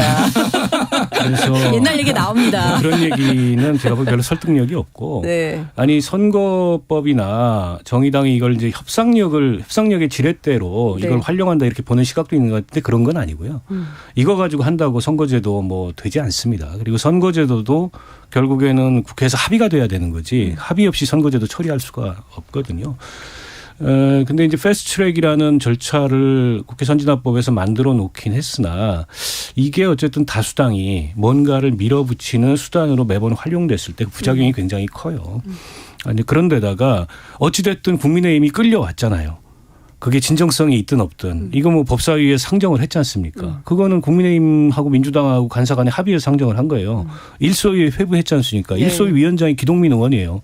그럼 기동민 의원이 속도를 내가지고 일소위에서 속도감 있게 논의해가지고 법사위 전체회의에 상정을 하면 됩니다. 그걸 주도할 수 있으니까 소위 위원장이니까. 그럼에도 불구하고 계속 목리를 부린다. 그러면 그때 가서 검토를 해봐야 되겠죠. 그리고 김건희 특검은 제가 보기에는 원내에서 여야 합의 없이 처리됐을 때 그 특검이 발동될 여지가 없어요. 국회만 그냥 올스톱될 가능성이 높기 때문에 그걸 패스트트랙에 상정한다는 건 제가 보기에는 정무적으로 글쎄요. 당장에는 그거 가지고 봐라 대통령이 또 거부권 행사한다라는 식의 정치 공세는 가능할지 몰라도 실효성 없다는 점을 말씀을 드리고 싶고 역대 특검을 한 15번 정도 했습니다. 네. 우리 현 정사에서 여야 합의 없는 특검은 한 번도 없었어요. 왜냐하면 이건 특별한 수사권을 발동하는 거기 때문에 그게 합의 없이 진행됐을 때 그 성과를 보장할 수가 없습니다. 지금은 어떻게 보세요? 뭐 상정은 한다. 그러나 논의는 안 한다. 상정까지다라고 보는 것 같아요. 그러니까 상정만 해놓고 논의는 무한정 미루는 이런 방향으로 가지 않겠냐라고 기자들은 좀 전망하는 것 같은데 김준일 에디터는 어떻게 전망하세요? 그러니까 국민의힘에서 그렇게 할 그렇죠. 것이다. 그렇게 하겠죠. 그렇게 하는데 네. 50억 클럽 같은 경우에는 윤석열 대통령의 뭐 부친 네. 그 김만배 씨 누나한테 뭐 집 이제 매매한 거 뭐 이거가 포함 안 되면은 받지 않을까요? 그러니까 저는 받을 수도 있다라고 보는데 그러니까 지금 분위기는 어쨌든 박영수도 손절 이 분위기예요. 그러니까 사실 박영수가 이거 국민의힘 사람도 아니었고 사실 이거는 검찰이 저는 그렇게 봅니다. 검찰이 보호를 한 거지 국민의힘이 박영수를 보호할 이유도 별로 없고. 그러니까 뭐 이런 거죠. 대통령하고 굉장히 가깝게 그렇죠. 일을 했다는 거 아닙니까? 하지만 언제든지 버릴 수 있는 카드죠. 손절 카드다. 그 정도는 뭐 언제든지 버릴 수 있다. 언제든지 버릴 수 있는 거니까 이제는 뭐 박영수는 지금 검찰이 지금 흘리고 있는 거 뭐 200억 약정설까지 나오고 이런 걸 보면은 그러니까 뭐 이제 무죄가 나올지 유죄가 나올지는 알 수 없으나 어쨌든 버릴 수 있겠다라는 시그널까지 간 것 같아요. 그러면은 나머지 권순일 뭐 이런 분들은 오히려 국민의힘이 유리하다고 보는 거죠. 그러니까 재판 거래 뭐 이런 의혹도 있잖아요. 대법원 그렇죠. 공직선거법 대법원 판결. 뭐 그러니까 이거는 저는 충분히 합의 가능하다. 50억 클럽 같은 경우 합의 가능하고 윤석열 대통령만 안 들어가는 걸로 그게 근데 정의당 아니 그거잖아요. 그렇죠. 수사범위를 한정해서. 그러니까 그게 약간 그래서 정의당이 어쨌든 지금 캐스팅 보트를 쥔 것도 맞고 대충 그 방향으로 가지 않을까 저는 그렇게 봅니다. 정의당이 리드하는 방향대로 특검은 흘러갈 것이다. 그러면 어쨌든 13일 날 민주당에서는 13일 본회의 때 이 특검법안 처리하겠다. 이런 방침인 것 같아요. 이대로 되겠습니까? 아니 그게 이제 그 패스트트랙으로 신속 처리 안건 지정을 하겠다는 건데 그게 정의당의 합의가 없으면 안 돼요. 왜냐하면 그게 5분의 3이 돼야 되지 않습니까? 국회에서 180석이 돼야 되는데 그래서 민주당에서는 내용상 절충을 좀 하자. 50억 클럽 특검 내용은 수사 범위나 특검 임명은 정의당 안으로 하고 또 김건희 특검은 민주당 안으로 하고 근데 그게 그렇게 뭐 교환할 수 성격의 문제인가. 왜냐하면 이게 절차의 문제가 있기 때문에. 네. 그래서 뭐 13일 날 민주당이 정해놓으면 13일 날 해야 되는 건 아니잖아요. 그러니까 민주당은 지난번에도 그랬어요. 지난 2월 임시국회에도 2월 20 며칠 날 통과시켜야 되니까 빨리 지정하자. 그러니까 이거는 뭐 민주당이 정해놓으면 정의당은 하는 걸로 알아요. 일부 민주당 의원들 같은 경우에는 그 대단한 착각이라고 말씀드리고 어쨌든 정의당은 정의당의 정치적 판단과 정치 일정에 따라서 가는 겁니다. 그런 점에 미루어 봤을 때 이걸 법사위에서 최대한 합의 처리하는 게 이 법안이 실질적으로 가동될 수 있는 그런 유일한 길이라고 보고 50억 클럽 특검은 아까 김준일 대표 얘기했듯이 가능성이 있어요. 네. 왜냐하면 정치적으로 국민의힘이 그렇게 이 50억 특검이 치명적이거나 손해날 이유가 없습니다. 지금 박영수 뒤늦게 박영수 전 특검에 대한 압수수색까지 했잖아요. 보여주기 식이긴 합니다만. 네. 그럼 거기 남아있는 검찰 출신이 뭐 최재경, 곽상도, 김수남 이런 사람들인데 윤석열 대통령이나 이 정권이 그 사람들한테 빚진 게 없어요. 게다가 이게 내용상으로 보면 이재명 대표나 민주당하고 연결되어 있는 대목도 있지 않습니까? 네. 특히 이제 김만배 씨를 매개로 해서 때문에 오히려 이 특검 임명권을 민주당이 갖는 것도 이상하죠. 그런 점에 비춰봤을 때 저는 법사위에서 민주당이 이 논의를 밀도 있게 끌고 나가느냐 여부에 따라서 이거는 뭐 조기에 이 법이 통과될 수도 있다 이렇게 봐요. 그거 꼭 여쭤보고 싶었어요. 예. 특검 추천권 지금 정의당하고 민주당이 확실히 갈리고 있는 부분이 그 포인트거든요. 예. 어떻게 해야 됩니까? 그런데 전례를 봤을 때 이를테면 국정농단 특검을 박영수를 추천한 게 국민의당이었거든요. 안철수 쪽. 그러니까 이게 당사자들은 빠져. 뭐 약간 그런 거 우리가 할게. 약간 그런 거라서 이번에도 사실 그러니까 그렇게 될 가능성이 높고 그게 조금 더 바람직하지 않나 생각이 들어요. 그러니까 왜냐하면 민주당에서 추천을 하면 국민의힘은 안 받을 가능성이 있어요. 일단은. 네. 그리고 이재명 어쨌든 대장동 수사와 관련해서 이재명 대표가 수사를 받고 있으니까 그러면은 피해자가 뭐 검사를 선택하는 거 아니냐. 물론 이재명 대표와 관련해서 수사를 안 한다 할지라도 영향을 줄 수 있으니까 뭐 이런 논리들이 이제 나올 거니까 국민의힘에서도 차라리 정의당이 이렇게 할 가능성이 높아서 저도 그건 또 역시 정의당이 캐스팅 보트를 쥐고 있다라는 건데 저는 그냥 일단은 이재명 대표랑 이정미 대표랑 좀 만나셨으면 좋겠어요. 왜 안 만난 너무 거예요? 감정적인 고리 이게 양당이 너무 커가지고 여야는 못 만나도 야야는 만나야 못 되는 만날 이유가 없죠. 네. 뭐 이재명 대표가 좀 바쁘시니까 재판도 받으셔야 되고 그래서 일정을 못 잡는 게 아닌가 싶고요. 네. 어쨌든 50억 클럽 특검을 빨리 밀어붙여서 먼저 해야 됩니다. 이걸 동시에 꼭 해야 될 이유가 없어요. 저는 두 가지 다 특검해야 된다고 보거든요. 네. 검찰이나 국민의힘이 저렇게 나오는 이상. 근데 이걸 왜 반드시 동시에 본회의에 신속 처리 안건으로 지정해야 되느냐. 그럴 필연성이나 당위성은 없어요. 그러니까 먼저 50억 클럽 하고 그다음에 되는 것부터 먼저 하는 거죠. 하자. 네. 그리고 검찰도 어쨌든 뒤늦게 하는 신용을 하잖아요. 이게 어떻게 보면 검찰 수사를 압박하는 지렛대도 되고 있다는 거예요. 이 특검법이 양당에서 발동된 게. 검찰도 지켜봐야죠. 저게 진짜 뭐 하는 신용만 하고 수사를 하는 건지 안 하는 건지 그런 걸 종합해서 이걸 끌고 가야지 그냥 무조건 신속 처리 안건으로 지정한다 그래서 정치적 명분이 생기거나 실제 이 법안의 가동 가능성이 생기는 건 아닙니다. 그렇군요. 어찌됐든 정치권에 여러 가지 현안들이 있는데 말끔하게 쫙 일목요연하게 정리가 됐어요. 역시 정치권의 일석이조가 아닌가. 라는 생각이 좀 들었습니다. 정리는 장윤성 기자님이 제일 잘하는데. 무슨 말씀이세요? 왜 이러세요? 예. 어쨌든 두 분 오늘 말씀 굉장히 잘 들었습니다. 고맙습니다. 고맙습니다. 감사합니다. Splish splash, I was taking a bath. Long about a Saturday night. Yeah. 점심 먹고 유쾌한 시사 디저트 한 입. 최영일의 시사본부. Well, I stepped out the tub and put my feet on the floor. 네, 문희정 국제시사평론가와 함께하는 국제본부 시간입니다. 평론가님 스튜디오에 나와주셨습니다. 안녕하세요. 네, 안녕하세요. 네, 반갑습니다. 네. 아니, 서로 너무 반가워가지고. 그러니까요. 네. 오랜만에 뵀어요. 그리고. 그러니까요. 네. 예. 자, 세계에는 어떤 뉴스들이 있는지 하나하나 살펴보겠습니다. 우선 미국 트럼프 전 대통령이 수사를 받고 있다. 이런 네. 소식을 전해드린 바 있었는데요. 결국 기소가 됐습니다. 네, 결국 기소가 됐습니다. 이 전직 대통령이 형사사건으로 기소된 사례는 미국 역사상 처음이고요. 네. 자, 그러다 보니까 지금 미국 주요 언론들도 상당히 이 사건에 주목하고 있습니다. 그래서 일단 기소장 공개해달라라고 얘기를 하고 있고 재판 과정은 비공개로 되지 않습니까? 그런데 이 부분과 관련해서도 국민들의 알 권리를 먼저 내세워가지고 좀 공개를 해줬으면 좋겠다라고 촉구하고 나선 상황입니다.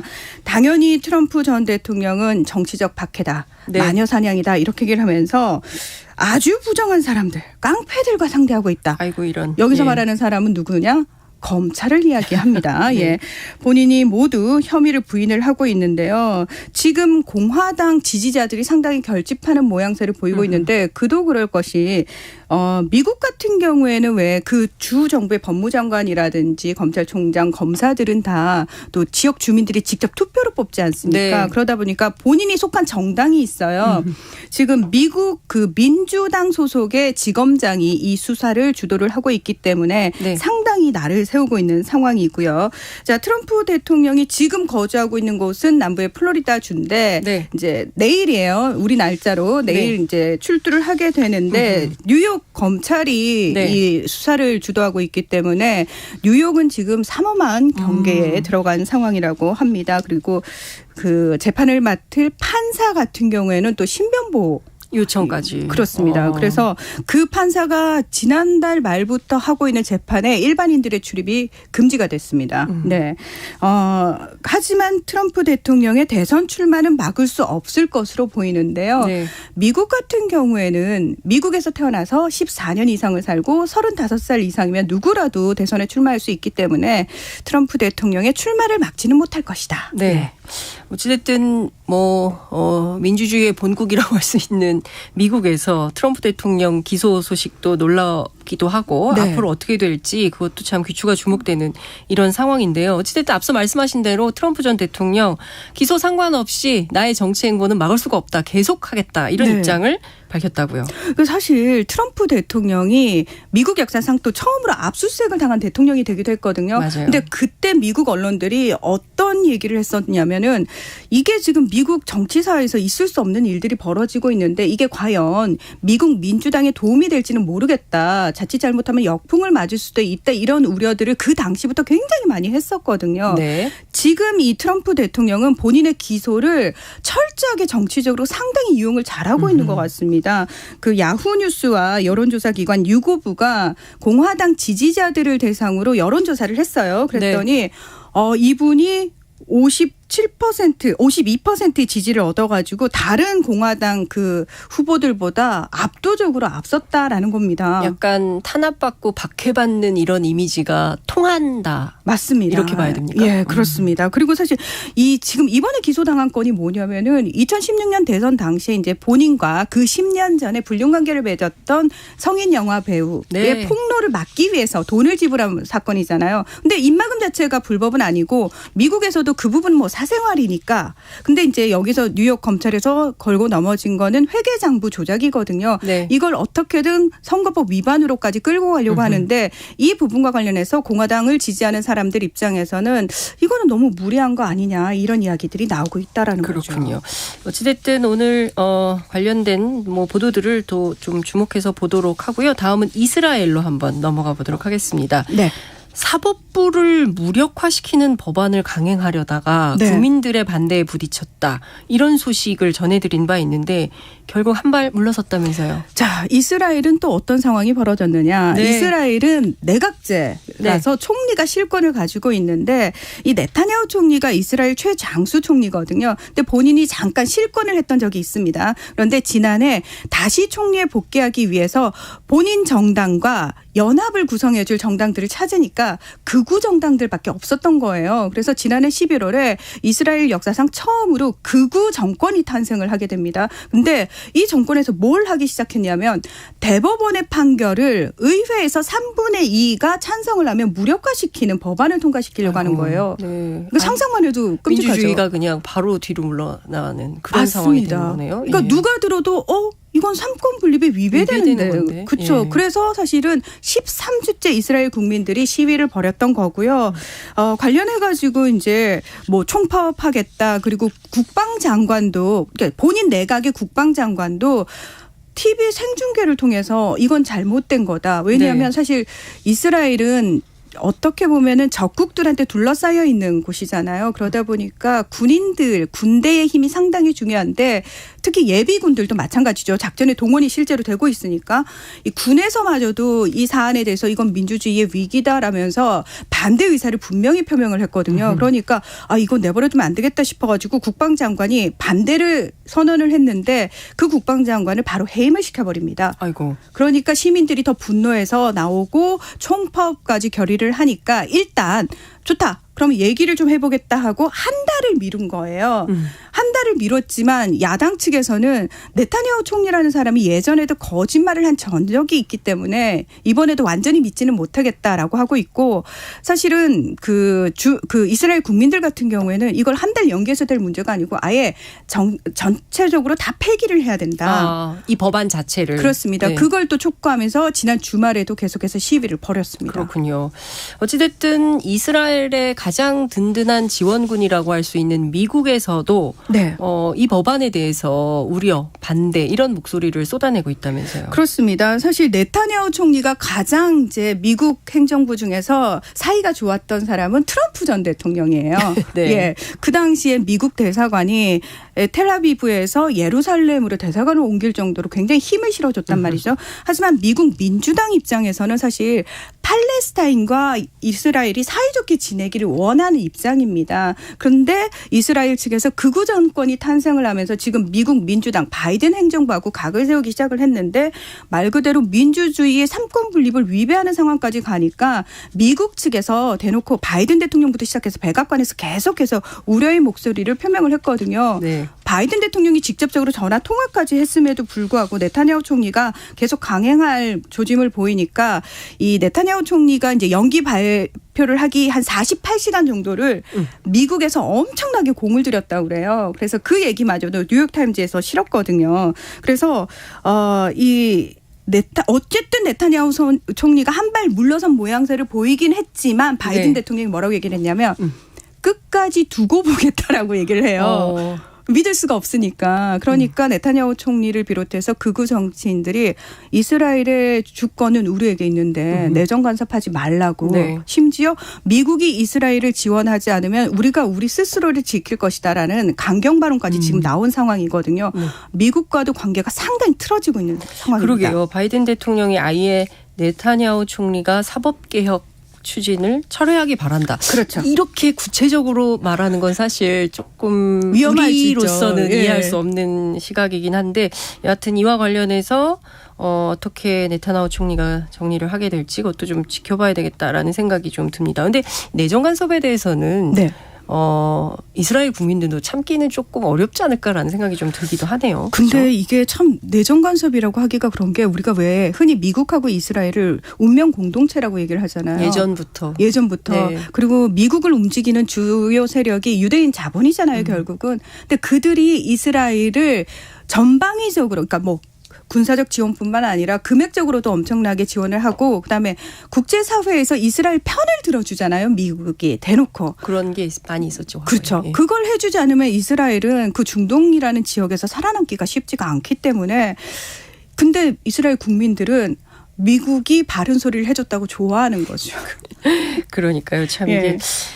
자, 다음은 대만으로 가보겠습니다. 차이잉원 대만 총통이 미국을 방문해서 중국이 강력하게 반발하고 있다는 소식이 들어와 있네요. 그러니까 정확히 표현하면은 차이 총통이 중미 국가인 과테말라하고 벨리즈를 가는 길에 미국을 48시간 동안 잠깐 경유하는 겁니다.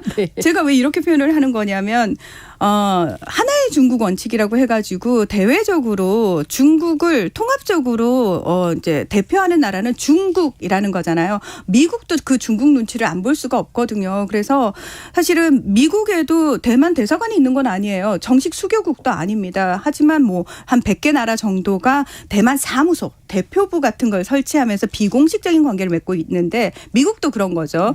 어쨌든 중국 입장에서는 대만은 독립국가가 아니고 그러니 외교권을 가질 수 없고 독립적으로 미국과 대만이 어떤 국가적인 외교 회의를 한다라는 건 있을 수 없고 그러니까 미국 입장에서도 아니야 경유하다가 틀린 거야 그냥 이렇게 얘기를 하고 있는 건데요.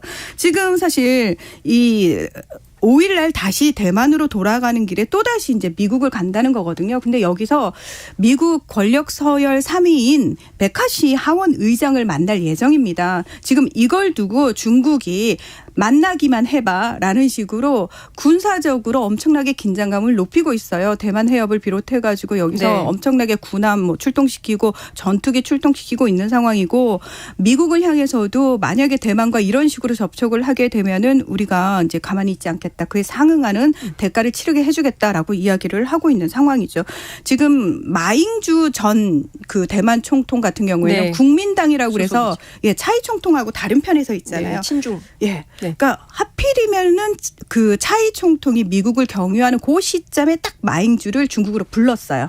그래서 극진한 대접을 하고 있다라고 하는데 내년에 이 대만 총통 선거가 준비가 돼 있는 예정이 돼 있는데 내년 1월이죠. 그렇죠. 요걸 앞두고 지금 중국하고 미국 간에 또 대리전이 되지 않겠느냐 이런 얘기가 나오고 있죠. 참 그 미중 사이에 사실은 대만 문제는 굉장히 예민한 민감한 문제입니다. 그렇기 때문에 이게 분쟁에 늘 이게 화쿠처럼 되어 있기 때문에 왔다 갔다 하는 경유지마저도 굉장히 싫어합니다. 누구를 만나는 건지도 이거 중국 입장에서는 그냥 봐 넘기지 않는 이런 국제 질서, 국제 관계를 잘 봐야 될 것 같다라는 생각이 좀 듭니다. 자, 이번에는 그 중국의 영향력이 국제사회에서 점점 커지고 있는 이런 상황인데요. 사우디아라비아가 상하이 협력기구에 합류하기로 했다면서요? 네, 그렇습니다. 사실 그 지난달 초에 사우디하고 이란이 엄청난 그 오랜 앙숙이었는데 중국의 중재로 이 두 나라가 외교를 복원을 하거든요. 그러면서 사우디가 중국하고 상당히 밀착하는 모습을 보여줘서 미국이 심기가 상당히 불편했는데 정회원국은 아니고요. 그 준비 단계인 대화 파트너로 상하이 협력기구에 합류를 한다라는 겁니다. 자, 이게 그 정치, 경제, 안보 협의체예요. 그러다 보니까 사실 중동의 대표적인 사우디가 중국과 이 정도까지 밀착하면 미국 입장에서는 상당히 조금 위협을 받을 수 있는 상황이거든요.